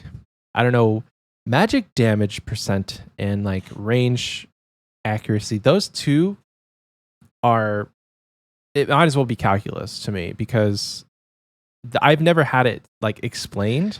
It's just melee strength, but with a different style. Why are you whispering? Like the more damage, the more magic damage you can do, the more range strength you have, the harder you're going to hit. Mm-hmm. Right. So if you're wearing full Virtus to do the first place, I would think this is going to be used is this is going to be the new best in slot for South Freeze at top. So would you bring a, unless Ancestral is just so much more accurate. I see what you mean. But a 12% magic damage boost is pretty big for Nilo room. I don't know, so I would suspect this applies there. I could be mistaken because if you're Mage Nilo, the damage boost from the Sang Staff is possibly a little bit more valuable, but you'll still have your Occult, you'll still have your God Cape, you'll still have your Tormented. So it's not like you're getting no magic damage boost. But I just think for freezing it might be helpful there. Yeah, but the sucky part is like, yes, it has other stats, but it's really only going to shine when you're using Ancients. So like for your Sang Staff, it's just a little bit better than Arums. I mean, yeah. That's where I'm at. That's where I'm thinking. But I think the game needs it, right? The game has been in such desperate need of an in-between between Arms and Ancestral for so long that I think this fits it pretty well. Yeah.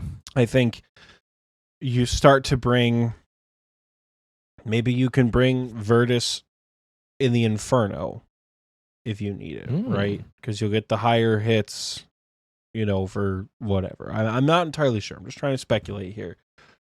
I think it's going to serve its purpose well as a niche item in some situations because there may be a boss from Desert Treasure 2 because we don't really know how the bosses work. There may be a boss from DT2 that requires only killing it with Ancients. Right? So maybe you're ripping through runes and the damage bonus is nuts from Virtus. So there's that potential, right? There is... It's just straight up better than Arums offensively. It's got better accuracy bonuses, and it has the potential for a damage bonus. And it has a prayer bonus, too. That's true. +4 if you're wearing the whole set. Yeah, which like not terrible. I don't know if Arms has a prayer bonus or not. So like definitely not the worst I've ever seen.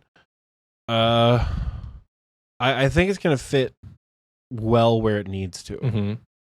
I don't think off the top of my head, I can't really think of anywhere where you want to bring Ancestral and Virtus. I don't know, unless you're like speed running and you're like really trying to go fast in a speed run, but I don't know. Yeah, it's like the hope is that this stuff is not dead content off the rip. At least for the content we have, and I don't think it'll it is.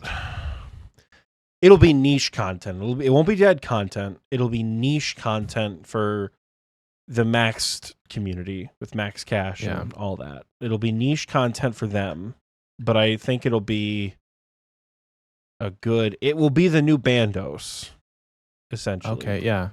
Where it's not quite best in slot, but it's affordable enough that it makes sense to fit in that little middle section. Mm-hmm. That's where I'm anticipating it ends up.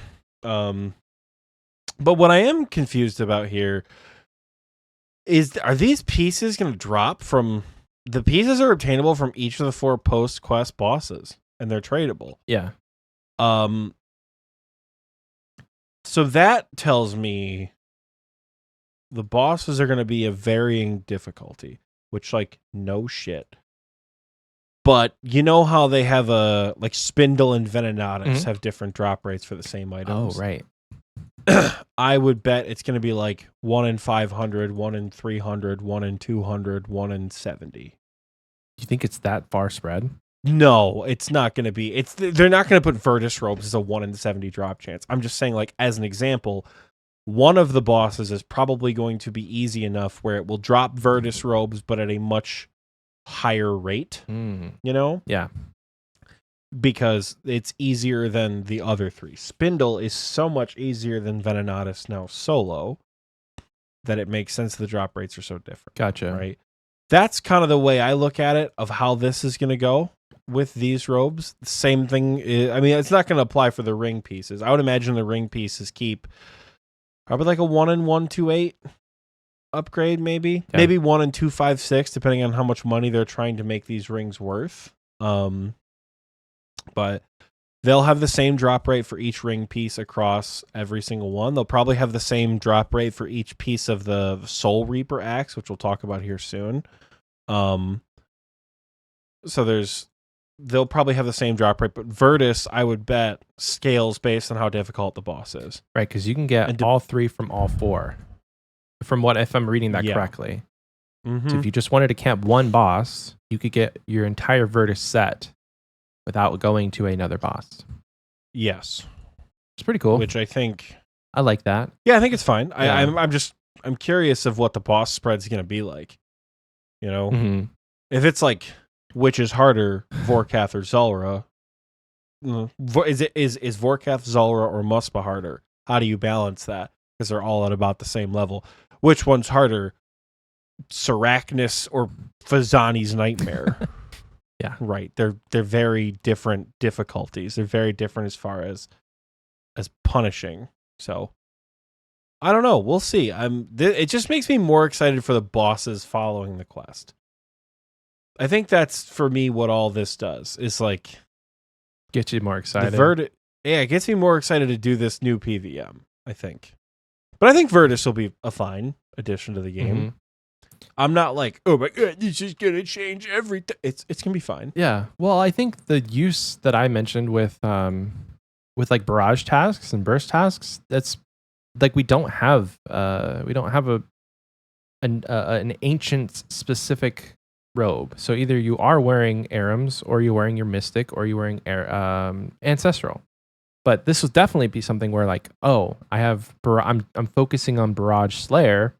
That 8% is better than not having it at all, especially if you are camping Ancients for Barrage Slayer. Because that was I was trying to think about like whenever the Venator bow came out, people are like, where are we going to use this? People use it so often for AFK Slayer. Like I probably would think that that's where it shines the most, and that wasn't. I don't think that was like the intention. But if you're camping Like if you are trying to kill blood velds, like they're really great for things that you can just stack up and stand there and kill. So the use case could just be something like you said, it's niche, but everybody's going to have it for that niche use. Maybe it'll be really good in PvP. Oh, it could be. Yeah. Maybe Oh, it'll be man. really good in PvP. Yeah. With you combine that with any of these new pieces for the Ancient Scepter upgrades, maybe it'll be really good in PvP. Yeah, because use Ancients a lot in PvP. Especially freezing. So who and knows? stuff. This could be the new PvP risk item right here. It would make PKing it in so full much more Virtus. expensive than it needs to be.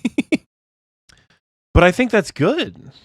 It's good because it gives value to the bosses. Yeah. Well, it keeps the economy healthy because people are losing pieces of it. Let's look at the good old Void Waker here. I think if their intention was to have a stepping stone between Arims and Ancients, having it be expensive is not good.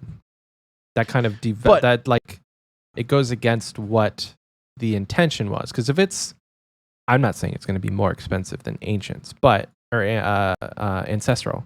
But if it is more expensive than Ancestral, you've just lost all of the intention behind having your stepping stone item. Well, but if it is, it is. Entirely know. It is, I don't entirely know if that's true because let's look at other than the Karasi, other than the Void Waker, items commonly used in PvP. The Toxic Staff of the Dead is 8 mil. That's not horribly expensive. How expensive is the Heavy Ballista's 500k? Armadillo Godsword is 10 mil, right? So a lot of the like commonly risked PvP items that are like, oh, I got a little bit of money from this kill, aren't Void Waker Ancestral expensive. Mm-hmm.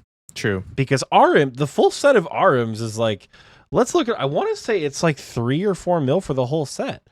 The RM set is 7.7 mil right now. Damn. Most of that money comes from, I think 7 of that 7.7 mil comes from the top and the bottom. Well, yeah.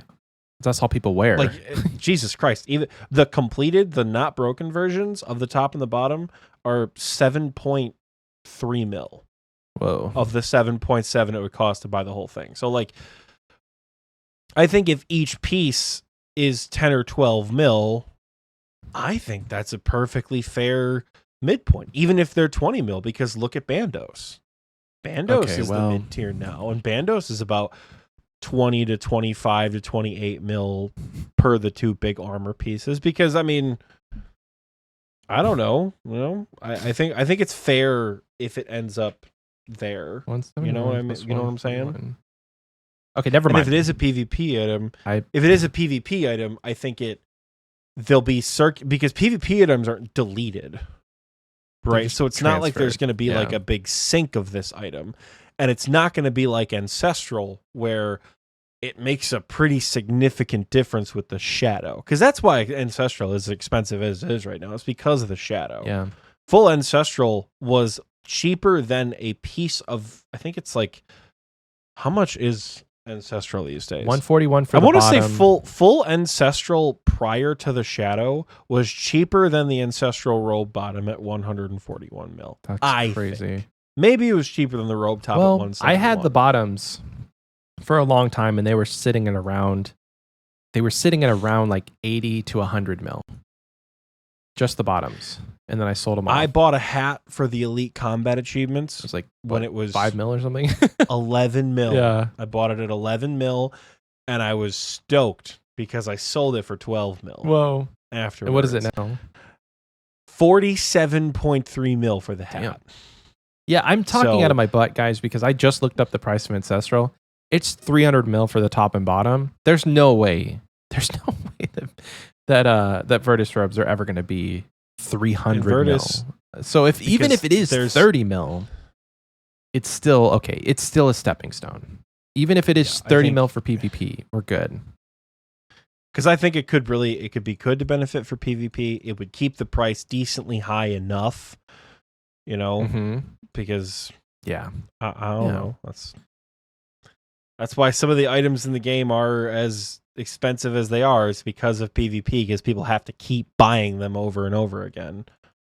You know? Because again, they're not deleted. They just need more of them. So I think Virtus is going to fit well. Yeah. The next one we have on the blog. Oh, by the way, I'm voting yes for Virtus. There's like, I don't think there's. I'm voting yes for all of it. Okay. I'm sorry. I'm a blanket yes for all of it because with the items we talked about, the Soul Reaper Axe and the Ancient Scepter upgrade, I'm not the one that I think I'm probably the most thrown by is the axe that we're on the same page here. Then because I don't even know if I'm thrown by it. No. I just don't off the top of my head know where we could take this. I just don't understand to the point where if you have an understanding of it, then please let me know. Let's break no it down idea. here. So mainly the biggest part of this axe is, do you guys remember Low Life from what was initially proposed from Missouri way back in the day for Raids 3? Yeah. It will the Soul Reaper Axe will damage you for 8 hit points and grant you a mighty stack. Each mighty stack gives a 6% strength level boost, additive with bonus from prayers, and stacks up to 5 times for a total of 40 hit points lost and a plus 30% strength boost once you're fully stacked. You'll stop taking extra damage and be free to slap your foes silly with one of the scariest slash weapons in Gielinor. This is where that ring might come let's in. say you have a plus 100 strength bonus and 99 hit points. After 5 swings, this looks like I don't know. This looks like a 6-tick weapon because it's so big. They did and that's what really makes me go 10 ticks. Oh wait, no, sorry. It's 10 ticks. Okay, no. Oh, it says after 10 ticks after not attacking. I did a Control F for ticks and just read the first thing that came up. I was like, holy shit! This is the slowest weapon in the game. No, you're probably right. 5 or 6 tick. Wait, I think 5 would make it extremely viable, but if it's 6, it's just going to be the whip 5 rough. or 4. Whip is 4. Okay. Fang is 5. T-bow's 5. Scythe is 5. Shadow's 5. What is a Darok axe? Darok's is 6, I think. It's probably 6. We're only saying that because it looks like a Darok axe. It really does. That's the only reason why Michael and I are like, oh, it's a 6-tick weapon. It's because it looks like a 6-tick weapon. But I don't know. It doesn't say on here exactly how fast it is. But pretty much, if you have 100 strength bonus, after 5 attacks, you'll have 59 hit points and 130 strength bonus. That stacks with something like Piety and super combats. Wow. Right? So you'll have a stronger attack bonus. The key is, right, if you switch weapons, you lose it. So it's not like you can 1, 2, 3, 4, 5 switch to Dragon Claws for a huge spec, right? This thing does have a special attack where it says it consumes the mighty stacks that you have, and for each stack, it will increase your accuracy by 6 and heal you for 8 points. So you'll get the health back even if you miss the attack, but you won't get the accuracy. Special attack seems okay. Like it seems like it's like a diet Karis, where like you spend your mighty stacks for your strength bonus to get some health back. So you'll get the 40 points of health back if you desperately need it, and then 6% accuracy per stack. So you trade the strength, but you trade the strength bonus for the accuracy, which like balanced enough. You trade strength for accuracy, and you get the hit points back with the spec. I think you can still eat though. You could just get like there's 2 sharks and you're back up to full. Yeah, like there's 1, 2, 3, 4, 5 combo eat, unless here's the thing. So it says after 10 ticks. There's a 3-tick delay between most food items. It's 3 ticks for food, 2 ticks for Karamwans, and 0 ticks for drinks, like brews and things like that. Does Guthix Rest have a tick delay? Does anybody know? Any tobbers in the chat know if there's a tick delay for something like that? I'm genuinely not sure. But anyways, if the weapon is slow enough where if you eat, you lose your mighty stacks, Or you diddle daddle and you don't attack a boss, and then you just wasted 40 HP. Well, I think so. The issue for me is like, if the weapon is slow,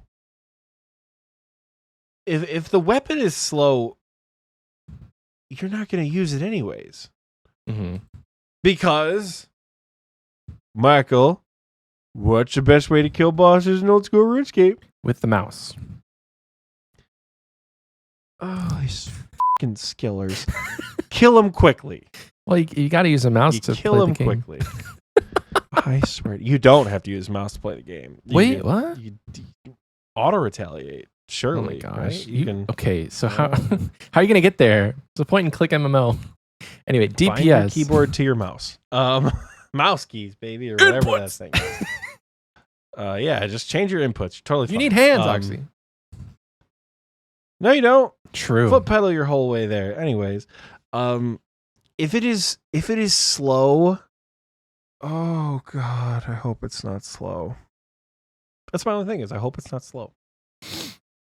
What if it is slow? Would you? That's the part where don't answer that question. That's the part where this sucks. It's like I would vote no, depending on the speed, because they're putting time and effort into this thing. And again, is it dead content off the rip? Is it a bad idea? We don't know because nobody really tested this. It's a concept, and as far as like balancing, if it's really slow, if it's a 10 tick, if it's as slow as like what's a really slow weapon? The Elder Maul. Elder Maul. Yeah. So like if Elder Maul was a little bit quicker, I'm sure people would use it. If your spec between the Sea Halley was a bit quicker, you might use it more often. God, the damn the Chally's 8 tick cooldown. Also, Derek's Great Axe is 7 ticks. Okay, well, it's still slow. But it's like it's balanced because you can hit pretty high with a full Derox. So maybe DPS doesn't really matter with this because it's slow.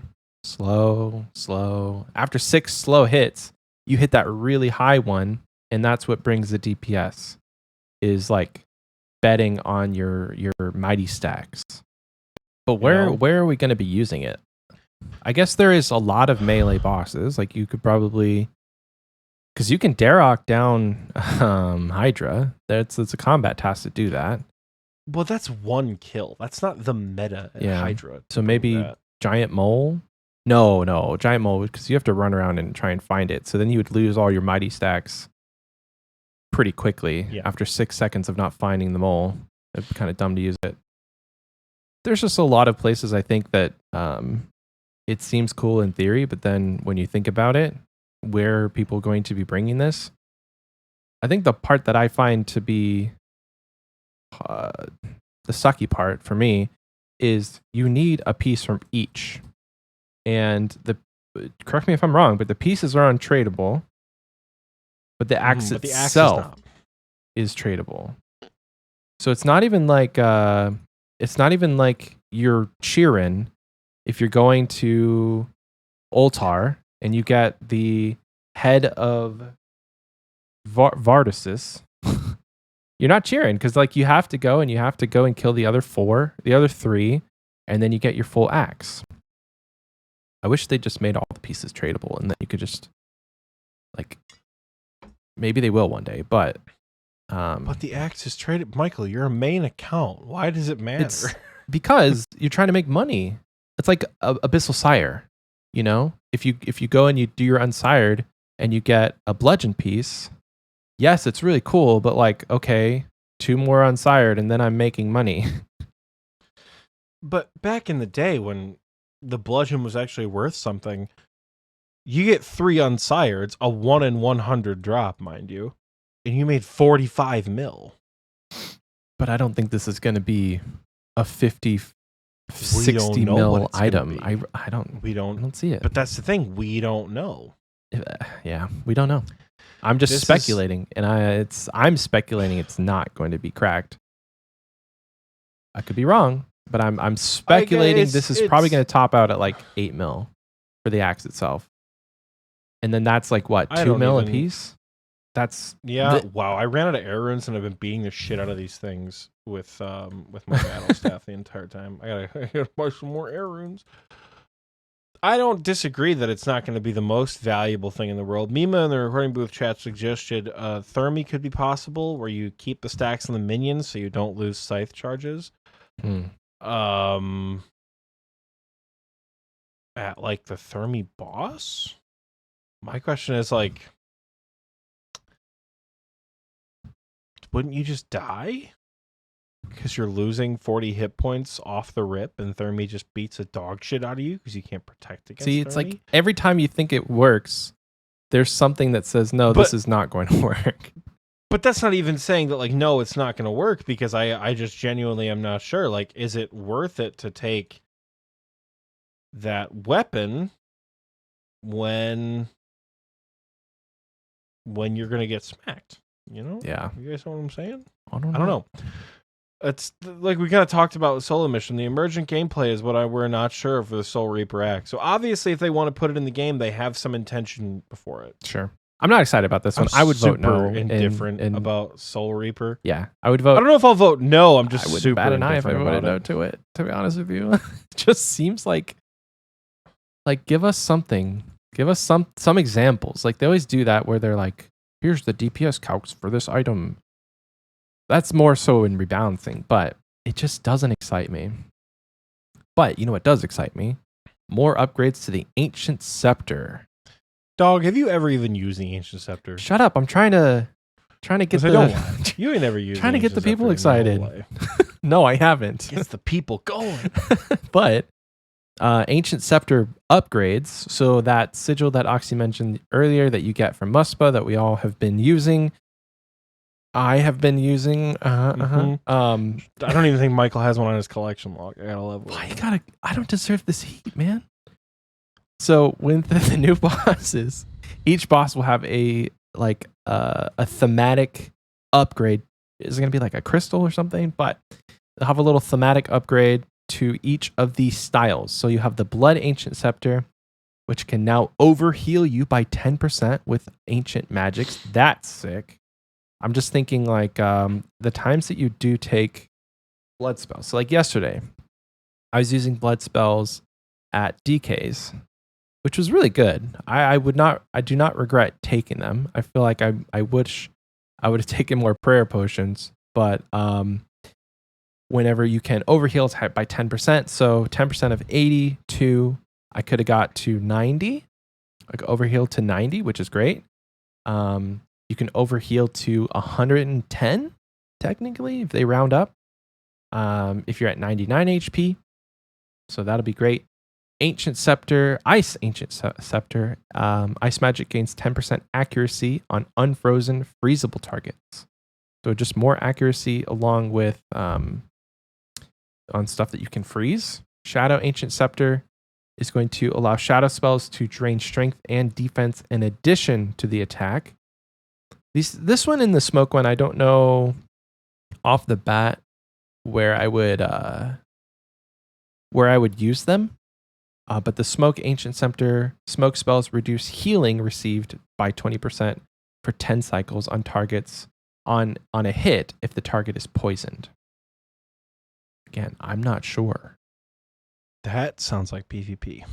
Oh, okay. Gotta level with you. That sounds like PvP because it's reduces healing by 20%. That makes a shark only heal 16. Gotcha. So if you got poisoned by someone, sounds like yeah. Go ahead. Yeah, that it just to me sounds like PvP, which again a little weird because untradeable staff in PvP. I don't know. These gems aren't tradable, are they? They're sigils. Let's see. Whatever gems, sigils, upgrades, whatever they're called. It doesn't. Honestly, it doesn't really cover if they're tradable or not. We'll drop an untradable sigil. All right, sweet. So if they're PvP focused, what's the point? Because I don't know about you, but I don't often have it where NPCs are healing on me Right. these days. Right. And then unless this like drains strength and defense in addition to the target's attack, we went over this a long time ago when we first started talking about Virtus. Way back in the day. When Virtus was first pitched for Nex. Way back in the day. Does this have a cap? A cap. Can we just use shadow spells and completely diminish our target's attack strength and defense? Oh, I see what you mean. So where corp is like it's like a corp chicken? Yeah. Is that?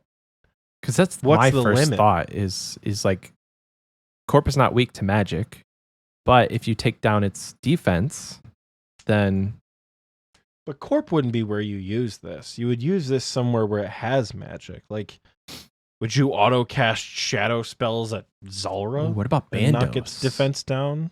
You know, like it's shit like that, you know? But if this has a cap, please describe it. I don't have a problem if it does, but if there's a limit, I'd like to know. And then honestly, I don't see how the Smoke Ancient Scepter is useful outside of PvP. Mhm. Unless it is a matter of like, you can bring it to Mutadial. Mutadial heals 20% less per bite of the meat tree. Or you can use it on Tecton. But you can't poison these enemies. So like, I truly don't know outside of PvP where that's helpful. Yeah. And then in PvP, where's Serphelm? Drink an anti-venom. It's You're not I don't getting know. poisoned So- very often. Yeah.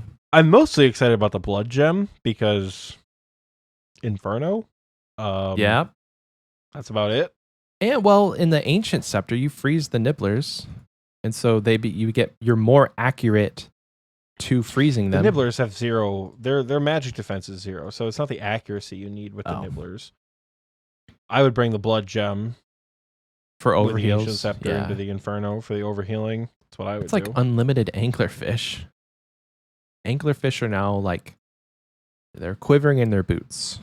All I gotta No, they're say, not. they are. No, they're not. They are absolutely not quivering in their boots, Michael.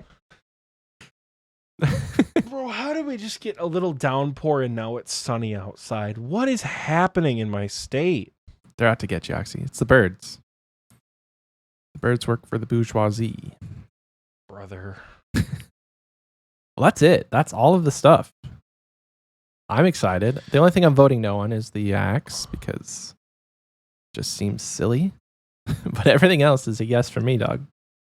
I'm going to blanket yes because, frankly, if the Soul Reaper axe comes into the game and it's useless, who If gives it's a shit? useless, I okay, know. think about this. It's not going to... Think about this. You're killing the boss. It's another troll drop because, like, what if you were hunting for the gems, or sorry, the sigils, or the rings, or the rope pieces, but then you get the stupid lure of Leviathan. What if you get that? Now you're pissed. It's just 4 items that you don't have to like worry about anymore. If we take it off, No, it's 1 item per boss you don't have to that's what I'm worry saying. about anymore. 4 total items that you don't between the 4 bosses. If it's useless, then why not just say no? That if it's useless, why not just say yes? Because it doesn't dramatically alter the way the game is played. It does. I'm just saying on a micro level. It doesn't. No, hold on. It doesn't. Well, let me finish my alter- thought. It's not like If it's drop table wise, if you could just say don't put it on the drop table, then you don't have to worry about getting those as a drop. It's something that's just like on the rolls of RNG, on the rolls of your the bosses that you're killing. If you didn't want to get it anyway, if you're not going to use it anyway, then just don't get it. That's why I'm voting no. so. By that logic, the Elder Maul, Justiciar, the Crystal Weapon Seed, the regular one, not the enhanced one, the Abyssal Dagger, any jar that exists, right? I'm just saying if you have Those should all just be removed not from drop removed, tables, right? but like if you had the chance to vote no on the Elder Maul, would you? If you're saying it's useless, but it's a mega No. rare, you wouldn't. Okay. You want to know why I wouldn't vote no? because it doesn't do anything to dramatically impact most of the game. The twisted bow has an impact on most of the game. I don't think we're on the same page. I think we're on the same page. We're looking at it dramatically differently. Well, you're saying it doesn't fit a place in the game. You're doing what Bird Facts. You're doing the Bird Facts thing from Guthix Rest when you guys talked about it last week. It doesn't fit anywhere currently in the game. Therefore, it doesn't have a place in the game. If it doesn't have anywhere currently in the game, but is also benign in that it just adds a potential untradeable troll drop. Cool. You know what else is an untradeable troll drop? The damn gems from TOA. The gems and the threads and shit from TOA. No, those are actually useful. They're useful once. The other 4 of each gem that I have sitting in my bank are not useful. The 5 threads of Elidness I have sitting in my bank are not useful. But you also have to remember, are they going to be on the same drop table? Are they going to be a tertiary drop? Are they going to be a regular drop? Or are they going to be a pre-roll drop? So we don't know where they're all going to end up. So it could be a matter of like, you know, the Virtus robes and the ring upgrades are pre-roll. The Soul Reaper axe is regular drop table, and the teleport item to get to that boss, as well as maybe this, I would imagine the Ancient Scepter upgrades also on the regular drop table, but the teleport item and the pet and whatever are all on the tertiary drop table that come at the very end, right? It's not going to be, first of all, it doesn't have to supersede the valuable drops. Second of all, that's RNG, baby. Suck it. Sometimes you get a shitty drop. I don't think because sometimes you get a shitty drop, there shouldn't be any shitty drops on the table, because that's not healthy for the game. I'm just saying, if we have the option to not vote yes, why not? If you don't like it, don't vote yes. If you're just saying, if you don't like it, you're right. If you don't like it, don't vote yes. Don't vote yes. My counter logic to the argument of it's another troll drop, let's take it off the table. Bosses that don't have a lot of troll drops have absolutely dog shit loot tables. But these are supposed to be like repeatable money making bosses, so I don't think that they're going to have like so is drop Nightmare. The bags. So is PNM, repeatable bosses. You kill Nightmare, you get 17 bass. What the fuck is that? Balancing? Right? I don't know. My point, but that's the thing. When there's no unique drops that drop under a certain amount of GP, when there's no Magic Fang that drops, when there's no Venator Shard, when there's no Trolley untradeable, whatever. And again, it's untradeable, so like, I don't think it's going to impact. I don't know. I don't think the whole thing itself is that big of a deal. I'm voting yes. I don't give a shit about it that much. So maybe there'll be something cool with it in the future. Who knows? I'm voting yes. That's just where I'm sitting with it. Yay! I don't know, man. I'm just voting yes. I don't know what to tell you. You don't have to tell me anything. Oxie's voting yes, everybody. I'm blanket yesing, even on the shit that I don't really. On the shit. Not that I don't care, but like. It's probably going to be in the game. I wouldn't be upset if it was. I'm not going to be upset if it is. And I'm just voting no. I think I'm voting. It's okay to vote no on stuff. I think that I am not sympathizing or even agreeing with the crybabies on Twitter who say, "Oh, everything just gets voted. Like everything. Why even have a poll? Because everything just begins in the game." Like that's not what I'm saying. And I do not agree with them. It's almost as if the people who make the game are professional game developers. I agree with you on that. And can say, I'm not arguing with you. I'm saying like, oh, it's all voted yes. Maybe because they know how to make a fucking game and they know how to make things that aren't super detrimental to the game itself. So it's easy to vote yes on stuff, is what I'm saying, most of the time. But in the one instance that you, like, again, if you don't like it, vote no. You have a vote for a reason. And this stuff is being pulled for a reason. So again, I'm not empathizing with the people. I really do not agree with them. But for this instance, when I looked at it and I initially thought about it, I'm like, I don't see a purpose currently, and it kind of goes against what I've been saying. We're like, vote yes, because we could have future content that allows for this. But then my whole thing is like, if it's on the drop table, it's going, and I don't know if I'm going to kill these bosses, so I don't even know why I'm making a fuss about it, but like getting a piece of this axe would frustrate me if it's just kind of just going to sit in the bank. Yeah, you could probably sell it, but you always leave it on the ground. You can always leave it on the ground. It's very true. Very, very true. Maybe I will. Just in spite, I was just saying, I mean, but that's the blog. Vote on it now. It's in the game. We'll have it linked in the description, I'm pretty sure, this blog. So if you want to read through it, you can read through it. But go to the poll booth now and vote. Vote for these rewards, because Grandmaster Quest will have things that you can get excited about. Yeah. And perhaps it's not going to get delayed like I suspected last week. Who knows? Ooh. Well, they're saying the poll ends July 3rd. So, like, what do we have to wait on? We could have Desert Treasure 2 middle of July. We could have it at the end of July. They would want to probably get like a hype date. Like, the poll closed on July 3rd. They announced the date July 5th or something. So we could have it end of July.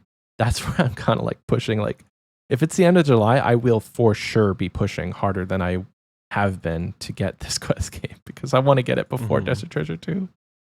I'm already worried about Muspa and Galvek. That's going to be great. God, I can't wait to watch these. Oh, man. I cannot wait to watch Michael fight these bosses, you guys. It's going to be great. He's going to do it all on his own. My poor self. He's going to be so proud of him. It's going to be great. Gonna send him to break?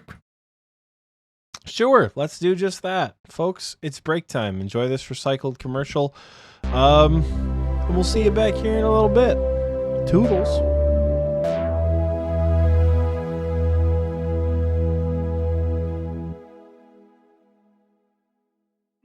Hey there, adventurer. You're finally awake. Allow me to introduce myself. My name is Agent B, and I work with the Gillinor Protection Agency. If you're watching this video, that means you're probably under the supervision of the medical experts here with the GPA. Don't worry, you're perfectly safe. It says here that you were going to try your hand at Kriara, but you slipped off of Trollheim Mountain and fell unconscious. That's okay. Happens to the best of us, really. Thankfully, a few of our agents found you all bruised up out there in the cold and brought you back here to recover. Now, your report says that you hit your head pretty hard, so you might remember some things, but be aware that not all of these memories are correct. Any thoughts or memories of blood reavers or ancient ceremonial robes simply aren't true. It's just your brain imagining things to help make sense of the accident. You've been with us for a little while now, so getting back to your day-to-day life might be tricky at first. People may have started to spread rumors about you, and some may ask strange questions when you return.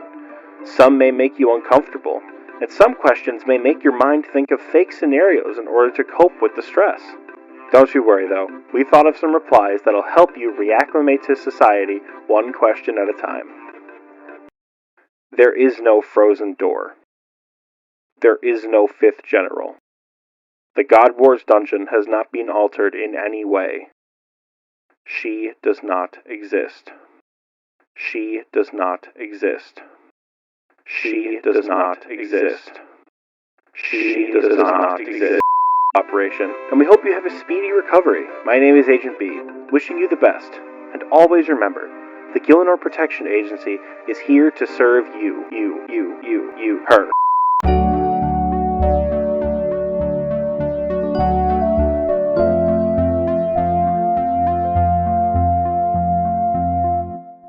Welcome back. I hope you enjoyed that commercial, because I know that I sure did. Folks, it's Patreon time. where we shout out the lovely people who support us on Patreon. Shout out to the Gnome Child, shout out to the Party Pete tier, and shout out to the Wise Old Men who are on screen right now. We do not have any new Wise Old Men this week, but that is A-okay, because the ones that we do have, we love and we cherish deeply and dearly. Most of those Wise Old Men are joining us in the recording booth chat. Not most. Some of those Wise Old Men are joining us in the recording booth chat, because I just remembered how many there actually are, and we only have a couple people joining us in VC right now. But, as always, the recording booth chat is the best perk of Patreon, guys. I'm sorry. It's the best one. But another solid perk of Patreon is being shouted out in the KBD tier, which is exactly what we are going to do. So, massive shout out to our highest tiers of supporters in the King Black Dragon tier, starting with Broic70, my dad. Hi, Dad. Cloud Kicker, Dicky Bird, EXP Enjoyer, Gay Raccoon. Love. I'm so glad he's in the KBD tier now. I get to say it every week. Imby Jones, Legend Gary, Lil Drakey, the Lord Jake himself, Mark, aka iSteam, Mike Oxmall, MT Birchfield, Reclinatus, Rylithian, SatanBot666, Soggy Waffles, Seppi J, Seth Shep, Skooma92, Spartan Fire, Taco Ninja, the Big G Jordy, the Crayola Cram, Toast No Toast, and Tiz Talk Coots. Thank you all so much for your unwavering support in the highest tier of our Patreon. You guys are absolutely wonderful human beings who deserve nothing but the absolute best. Love, praise, you are worthy, you are amazing. We love you very much. We love all our patron supporters. We just make it more known that we love whatever. You'd think for someone who is literally a professional at encouraging people. It is my job to ensure people feel good. I would be a little less awkward when doing it on my own show. But oh well, here we are. If you would like to support us over on Patreon, head over to patreon.com/XPWaste. That is patreon.com/XPWaste. Is it XPWaste Podcast, I think, or an XPWaste? You're asking me this? You'd think I'd... Listen, man, I had a bee was screaming in the background and it distracted me, and then it kind of threw off my groove. You know, you threw off my groove, you've thrown off the Emperor's groove. That's kind of where I'm at. I'm throwing my cat off the tower. I watched that movie yesterday. It was good. I love that movie. So I think it's XPWaste or patreon.com/XPWaste. Unless you changed it. Trust me, I didn't change it. If you're like, Oxie's not very convincing, because I'm probably not, the link is down in the description down below. Go ahead and support us. Not that you'd want to, given how well I'm advertising it, but just in case you do, go on ahead to the link in the description down below. Oh boy, I've been doing podcasting semi-professionally for almost 3 years. Sheesh. Still not good at this. Michael, please, for the love of God, tell me it's time for the community question. It is time for the community question. We've had a Patreon for going on 2 years now, and the link is never changed. Speaking of the Patreon, I'm sorry, okay, brain fart. It's fine. Relax, all right. Speaking of Patreon, you don't need to be a part of the Patreon to come to the meetup. Oh, that's not. Yes, it's a. I just wanted to like bring that to the attention. Not that like it's been brought up. You just fucking show up. Yeah. I don't know. I did also want to mention you don't need to buy a ticket to show up either. Some people think like, oh, they're having an event. Like, no, we're just meeting up. So it's completely free to just show up. Just show up. Well, I think it's free to show up. I don't think you have to pay like a cover charge. Yeah, that's what I mean. But like you'll probably have to spend money to like play games and do whatever, stuff like that. Know what I'm saying? Yeah. But Michael is right. There's not like a ticket fee. You don't have to be a part of the Patreon. You're going to sign up on a Google form, so we have a rough head count of how many people are trying to show up, like we said. But yeah, you don't have to pay us to show up. You just have to be there. Just show up. Just be there. I mean, you pay your way to get just there. There are other costs involved. We're not saying it's completely free, but if you can make it, there is no ticket involved with meeting us. So yes, community question time. Last week we asked you guys, based on the blog, what would you like to see added or removed from sailing? Kicking us off here, we got Iron Otis. I think we need to add proximity chat so we can show off our pirate impressions. Add it into the entire game. Go do your birdhouse runs, tree runs, and herb runs. Proximity chat would just be cracked. That'd be so bad, dude. I'm sorry. I've said it once. I'll say it again. Varys and Haza would be the worst place in the world. Oh my gosh. But I feel like compared to Wintertodd, okay, Wintertodd would be a no man's land. Just be bad. Be the worst. Instant mute. Taco Dog says, a part of me wants it to be more like player-owned ports from RS3, but I'm kind of still waiting for how they implement the other skills that they talked about in the blog. Mm-hmm. Yeah. I hope that player-owned ports is a skill addition. I think that would be cool. Next up, Octum says, call me shill, but whatever they decide, they haven't disappointed me too bad since I've been playing. We don't talk about the arena. P.S. Shamanism, bad. Pirate, good. We don't. That's what I'm talking about. Anyway, Grant. Next up, Grant says, expeditions. Procedural small islands that are instanced to each player to or open to nearby players for a short time. Repair stranded boats, digging buried treasure, harvesting coconuts. So that's all stuff they want to see added. I think expeditions would be cool. Is also like a skill addition, like a world event. That'd be pretty cool. Well, I'm just thinking like on Animal Crossing style, like where you're just going to procedurally generated islands for XP. You get sailing XP to get to them, and then you could say find a rock that you need to mine, and it's a busted amount of mining XP. It's like a rare rock. Or you go there and you have the chance to kill a beast that drops something cool. I don't know. Just like you'd really have to balance that around what it was, though. I think definitely. Yeah, but no, I'm just saying, like, if you could have out of 100 islands that you would go to, 85 would be really boring. But then 15 of them sprinkled into the 100 islands would be absolutely cool and really cracked. Mm-hmm. So it keeps you wanting to come back to doing those islands and finding those islands. Mm-hmm. Next up, Trumpet Kid says, sailing assignments, but you get the choice of 2. One sweaty click intensive, but greater XP, and another more AFK relaxing slow XP. You choose your style of gaming.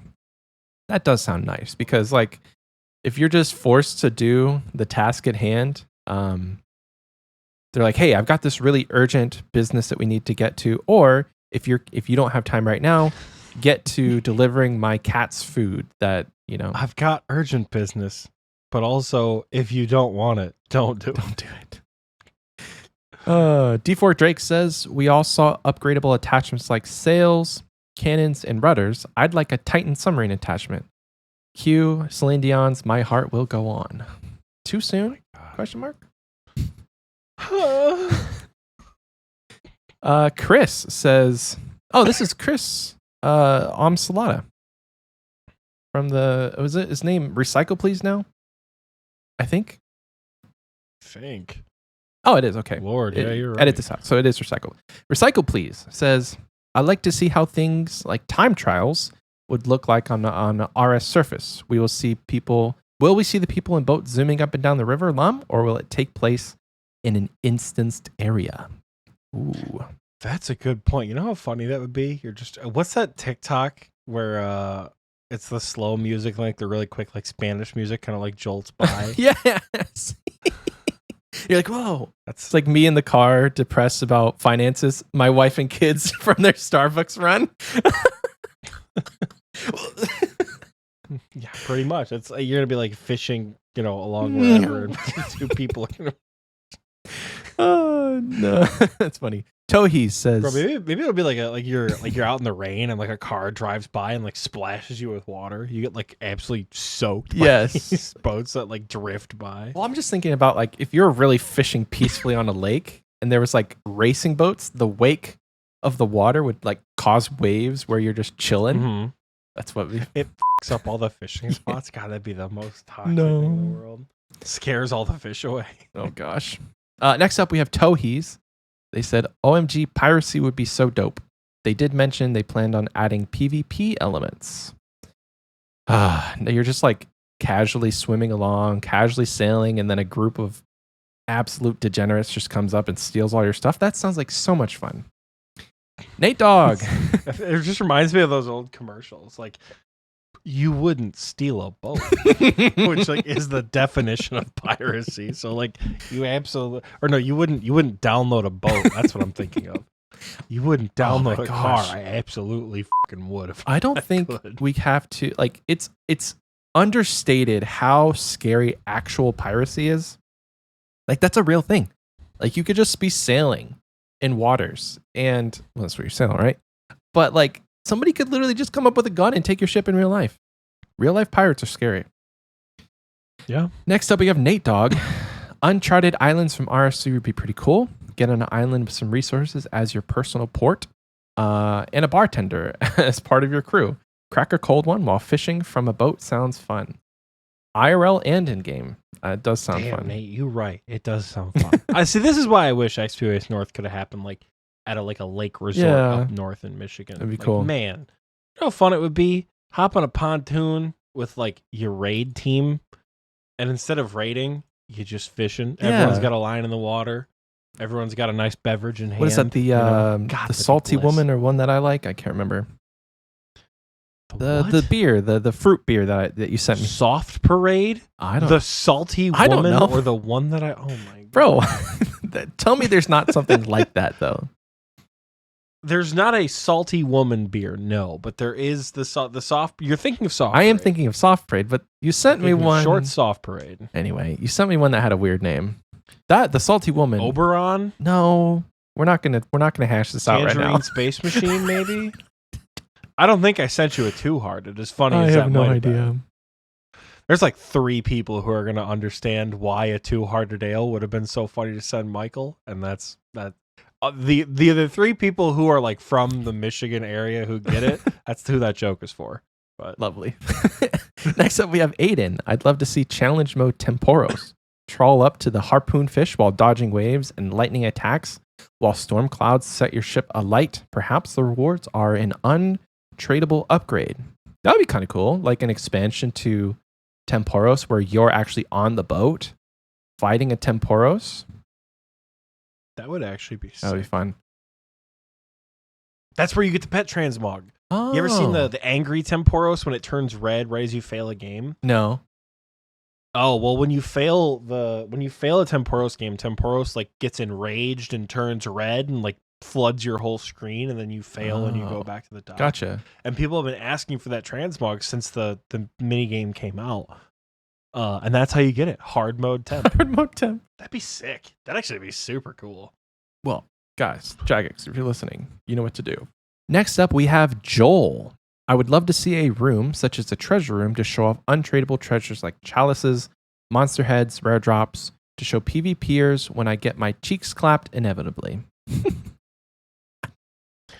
I think that fits better in a player-owned house.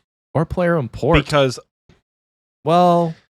Oh, well, the thing about player-owned ports is that they be out in the like, open. Can you visit other people's ports? Like, that's the thing. Like, if guess. I'm gonna flex my achievements, I think like if they had like a wet room, you know, An aquarium. I call everything wet. Like if they had like an aquatic trophy room in the POH. This is just a broader way of suggesting that the trophy room in the POH needs a desperate expansion to really show stuff off. Yeah. Like this is definitely going to be tangential during the community question, but like you get all these cool chalices and all these cool rewards, and like maybe you need all these pieces to make like a sailing trophy case in your house that like once you build it you can just like switch it out forever. It's almost like a cosmetic thing. But then let's think about like a cosmetic so there's like a cosmetic skilling space in the trophy room, and you need a certain number of like sailing items or rewards to create it. But then once you create it the first time, you can just like switch between it, kind of like how you can redecorate your house.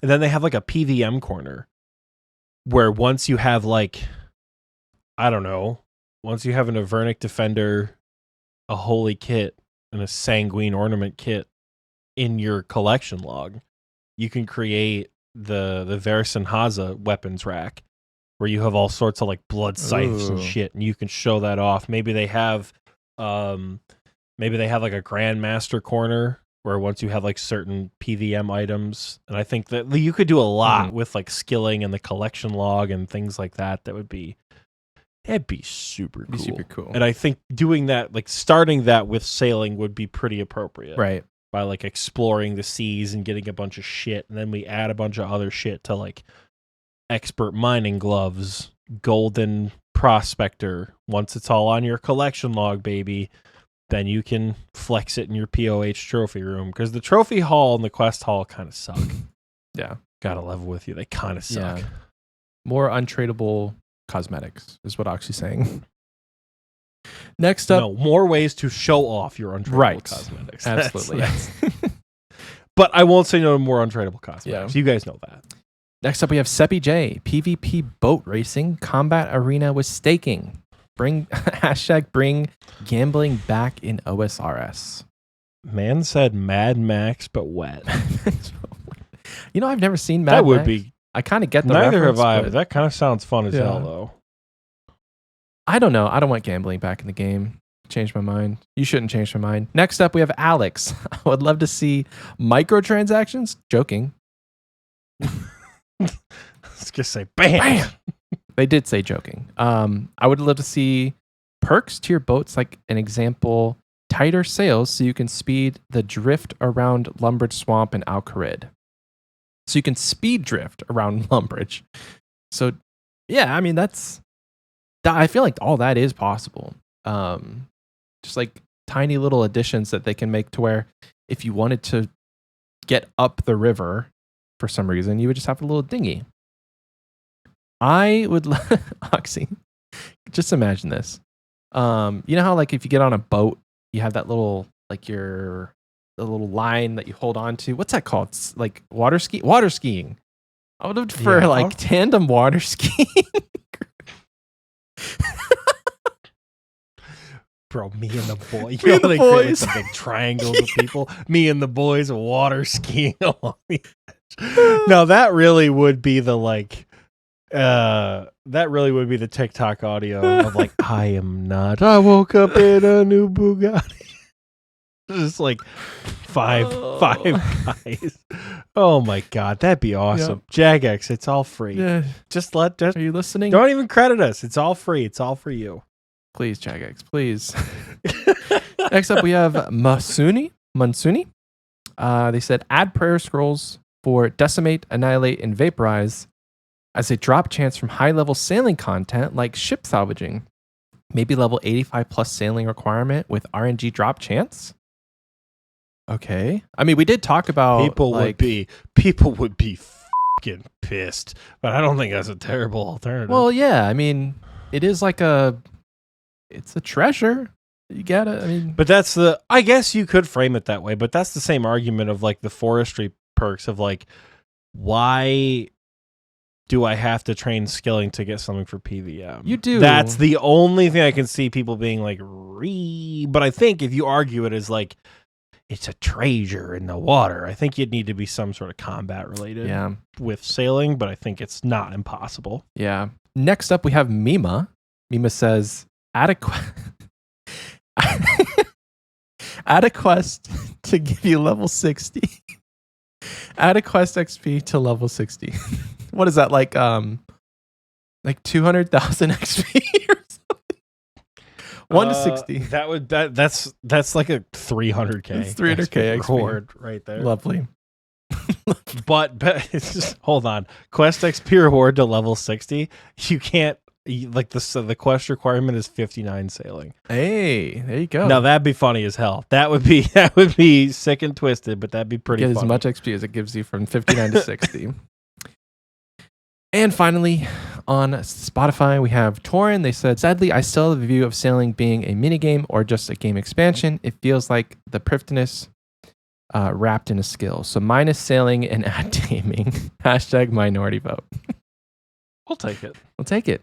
There was no YouTube replies, so that is it, folks. That was the community question. Thank you so much to everyone who did answer. If you want to answer this week's question is, what would you like to see changed? And what are you most excited about the new Desert Treasure rewards? You can answer that question on the community questions section on Spotify or the pinned comment of this YouTube video. It is now my time to go back to Mahogany Homes, and Oxie, it is your turn. What is the achievement of the week looking like? Indeed, it is time for Achievable of the Weekable. Here we go. It's game time. Starting off with the miscellaneous category, we only have 2 quest capes this week. Bastad, Osrs, and Gay Raccoon got their quest capes. Gay Raccoon got his on his GIM. But yeah, we got 2 quest capes this week. In the skilling category, we have a very light achievement of the week this week, by the way. In the skilling category, Alagio achieved 99 wood cutting. Iron Choss achieved 99 farming. Bob Dole coming back at us with 99 cooking. Nick/Arim Job has achieved 99 range. Pork Jerry coming in with 99 hit points. Gay Raccoon again with a double-double with 99 attack. 12 Bar Jumbie with, I think, his first ever 99 in a free-to-play world with 99 fire making. And Planker with only 9 levels left until max with 99 hunter. He's at the 2268, I think, is his total level, but he's cruising. Hell yeah. And then finally, in the skilling category, Habitat achieved 2250. So another one who's right there on the cusp of the good old maximum skill cape. Ending things out with combat this week, I don't think we have any first fire capes. Oh. This is how light of a week. So we had like less time because we recorded on Monday. Oh, right. So there's less time for people to like get in for their achievements and things like that. And I think maybe it was just a slow week because Jumungo got their first Gauntlet KC, Fish got their first Corrupted Gauntlet KC, and SF Serenade, aka Something, got their first Zara KC. Fish also managed to get their Missouri crafting kit, and finishing out achievement of the week was something you definitely do not see every single day. Braw Dog achieved his 2K total top cape. Whoa. So wow. Neat little addition, Hell right? Yeah. It's not necessarily hard to get the raid KC capes, but It just takes time. 2,000. Mima has once again sent a GIF. Hello, darkness, my old friend. Mima achieved 1,000 collection log slots last week as a miscellaneous achievement, but I thought it was a Castle Wars thing. Did he just? Oh, I thought he wink reacted his own GIF. I thought he like got stuff from Castle Wars, and I'm like, wow, he must really hate himself. All right, cool. And didn't even see that it was 1,000 collection log slots. So Mima is more than 66%. He's more 2/3 of the way done with the collection log. Nice. So he's still mission 1 collection log item though that I know he can get. He just hasn't tried. Infernal. He's mission 1. He's missing it. I think it would look real good with that Verzic helm he got there, Mima. That's all I'm saying. But, yes, so congratulations to Mima, and congratulations to everyone else, truly. I'm going to take a second and look through levels and achievements, because now Mima's making me gaslight myself. So that does wrap up Achievement of the Week this week. If you achieved something awesome this week, let us know in our Discord. It's linked down below. Discord.gg/OSRSTNL, right? Go ahead, join the Discord, post about anything awesome achievements that you're doing. The recording booth chat is laughing at me because I think I'm having a heart attack. It's okay. We're fine. We're just stumbling over our words, you guys. We're good. Post about your achievements. We always say we don't care what it is. Go ahead and let us know because we want to see the cool stuff you guys are doing. Michael, I believe it's fun question time. It is. I'm not having a stroke. Jesus Christ. All right, guys. Oxy's fine. He's fine. It is fun question time. This one comes from the Fun Questions channel in our Discord. Iron Otis asks, if you could take your mains and their stats into any movie, show, or completely different game, what would it be and why? So your RuneScape character, everything you can do, all of your abilities, all of your items, your stats, everything you have with you, take it into another game, movie, or show. I think... Who posted in the Fun Questions chat? Somebody said Harry Potter. Which one of you sons of bitches posted the Harry Potter Mike thing Oxmall. fighting Volda? It was Mike Oxmall. He photoshopped like a wizard character with Protect from Mage where Harry and Voldemort are like fighting in their final battle, and it's just Protect from Magic is up. Like, come That's on, great. man. That's good shit. That's so good. There's two, and it's like I wanted to pick a show and a game. I think my main account in a show would be something like Game of Thrones, a very medieval style show where I'm like a very medieval character, but I have like teleports, and I have like I could be a god. I could be a god, a dragon riding god in Game of Thrones. Like, move over, Daenerys. Bloodhound is here. Because like it would be pretty horrifying if you could teleport in a you universe could like teleport. That's what I'm saying. Like, I Yeah. have the ability to summon thralls. I have the ability to teleport. I slay dragons all of the time and don't bat an eye. Like, I have overhead protection.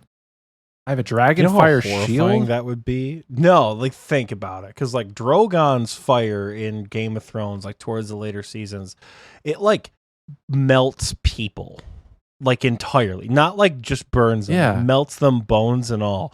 Could you imagine how fucking horrifying that would be? If in a battle you got burned by Drogon, but you put a DFS in front Yep. of you, and the fire just like went, and you move that dragon fire shield, and you're perfectly fine. Or you sipped a potion. A dragon, and it be- just like burns you a little bit. Like, you're like, you would be a god. absolute god. So I think Game of Thrones would be my show of choice, and then I want to go to Animal Crossing as my character and take out Tom Nook's business altogether. Because like all I need is one skill, and that's construction, and I've got this man on the ropes. No longer am I going into debt for building a Tom damn Nook. house. Tom Nook gives you upgrades to not only your house, but to the entire town. Yeah. Up front, without you having to pay a dime. Doesn't have a due date on loans. Doesn't have an interest rate. Also provides a store for you to buy things in to continue to upgrade. And then pays extortionate prices for what you are selling him. Yeah. For some of the stuff that you sell him. And Tom Nook is the bad guy? Just saying. With sailing coming He's out. the one who brought you to the island. I know. What? But I could be Tom Nook. I could be the Tom Nook of my island. I could be the big man. I personally, Fishing levels, I man. think Like, you would- Animal Crossing might be the one game where I don't hate any characters. I mean, I don't really either, but those are my two. Oh boy. What would a good show or movie be that my game character could be a part of? So, as far as games are concerned, right? I have unfortunately been watching one of my friends play a lot of Outlast Trials. That game scares the dog shit out of me, right? But the whole point of Outlast is like you don't fight back, right? Mm-hmm. You just sort of like are a normal person trying to like get through this super challenging trial with like people chasing you and trying to kill you and shit like that. Could you imagine if one of these big old, Tits McGee, skinny penis kind of people who are chasing after you, that cop who goes, "We got fucking laws around here." If they rocked up to kill you and you pulled the old, you whipped like a Reverse scythe cover. out of your backpack or something like that. Yeah. Pray melee and piety, draw that scythe, and you're like, "You sure about that?" They'd probably still come after you. You get those objectives done a hell of a lot quicker. If I could, A, protect from melee, and B, like, again, I like picture how scary the shadow of Temekin must be in a situation like that. This man is holding an 8-foot staff that fires what looks like a lobster, but is also likely a bird. Like a hawk flying at you at Mach speed and then just like disintegrating whatever's in front of you. Right. That'd be horrifying, It would. right? Oh Yeah. my God. But the Even like something like the Twisted Bow would be imposing. Because like, that's a big ass bow. We have some very imposing We do. weapons in RuneScape that, if brought to any other universe, would be pretty intimidating. Mhm. You would likely be like worshipped as a god, but you're just a normal person. I'd pass all them damn trials. I'd use piety for the arm wrestling and Outlast trial. Shit, we'd get it. We'd win every arm wrestling match I was in. Mind you, I've never played this game, and I'm never going to play this game because I'm a weenie when it comes to horror. But like, it drives me crazy that the characters can't do anything about the fact that they're being chased by these like psychotic monsters. So, yeah, I've never heard of this game. Oh, yeah, trust me, it's spooky. As far as like movies are concerned or TV shows, I got nothing off the top of my head. You know, I don't watch a whole lot of TV. That's fine. I don't know. That's fine. Yeah. I think Game of Thrones is like the number one answer anyway. So. Yeah, I mean, I also thought like Skyrim might be fun like, because it's also pretty thematic. Go into the Friends universe. What are you going to do in Friends? You know? God, that would be... Yeah, you're absolutely right. What would you do in some of those? You go to the Breaking Bad universe and just like claw spec Gus Fring in like season 3. I think another one would be Avatar. The Avatar of the Last Airbender's world, and like use your character but learn to bend elements. Like you know everything you know now, but in addition to, you could become a bender. I think that would be kind of cool. We also have elemental spells. You know how crazy... Okay, hold on. We go to Avatar The Last Airbender. There's one avatar. There's one person who can use all 4 spells. And you're just like, oh, watch this. Fire wave, air wave, water wave, earth wave. You're like, the new Avatar. Yeah, you would like dismantle an entire civilization's understanding of what bending is with the abilities that you can do. And you respawn when you die. From like the standard spell book. That's the most scary part. You just respawn. Right. And you come back. Like you're dead and then you're just... There's a cutscene in Destiny 2 that my friend was telling me about, where you're talking to one of the like, I don't know what faction of enemy it is, but this faction of enemy is like a civilian or a former warrior or something, and it's recounting the horrors of fighting a guardian. Oh. And it's like, I think they were fighting a Titan guardian. It's like, we would kill him, but he could not die. Ugh. Yeah. Because the guardians, they get brought back to life all the time. Mm-hmm. So it's like... That gave me spooks, man. That gave me chills. That'd be spooky right there. Ooh. Well, what a fun question. Thank you, Otis. Iron Otis. One does not simply flick into Mordor. Mima, get out of my recording. He did say all of Lord of the Rings. I think that would be fun. That would be fun. Yep. Lord. Thank you, Otis. That was a good question. If you would like to give us a fun question, you can do so in our Discord. We have a fun questions channel if you're part of the Patreon, or you can just post it in the Xpwaste chat, or just someplace we'll see it. Like, don't put it in like, planks and Keck W's, because I'm not looking there, or gear setups and recommendations. I'm also not looking there. But I am. I mean, I have that channel I'm not selected. Whenever Discord gave us the ability to like browse channels and turn them off, I turn that one off. Anyway. I think the only channels I have like 3 or 4 channels turned off, and it's mostly like music controls and like RuneScape bots and shit like that. But I see all the messages that come in. So anyway, thank you, Iron Otis, for that fun question. If you guys want to send us a fun question outside of Discord, you can do that via email. You can message us on our social media, or send us a postcard. New P.O. Box for that is P.O. Box 2376, Keller, Texas, Keller, 76244. I'm hoping to be checking that P.O. Box like once a week now. So stay tuned for any new things from there. But, Oxie, I think it's time to send these folks home. I think it is. Folks, it's been an honor podcasting for you this week. Contrary to popular belief, I do not think I'm having a stroke. I think my eyes are just getting thrown off because it's dark on this side and light on this side with my window. I think we're okay. It's been real. It's been fun. It's been real fun. Join us next week when we talk about something. Forestry. I don't know what. I don't know what, but we're going to talk. Oh, yeah. Forestry comes out on Wednesday. Forestry came out yesterday. Yeah, maybe we'll do... At the day of recording. Right. Yeah, Forestry. Yeah, sure. Forestry came out yesterday. We played the shit out of it. Totally. Yeah. Sorry, guys. Sure. We're a little off. Yeah, the time frame's a little off from your record, but you know what? It's fine. So, folks, it's been awesome, and we will see you next week. Bye, everyone. Bye.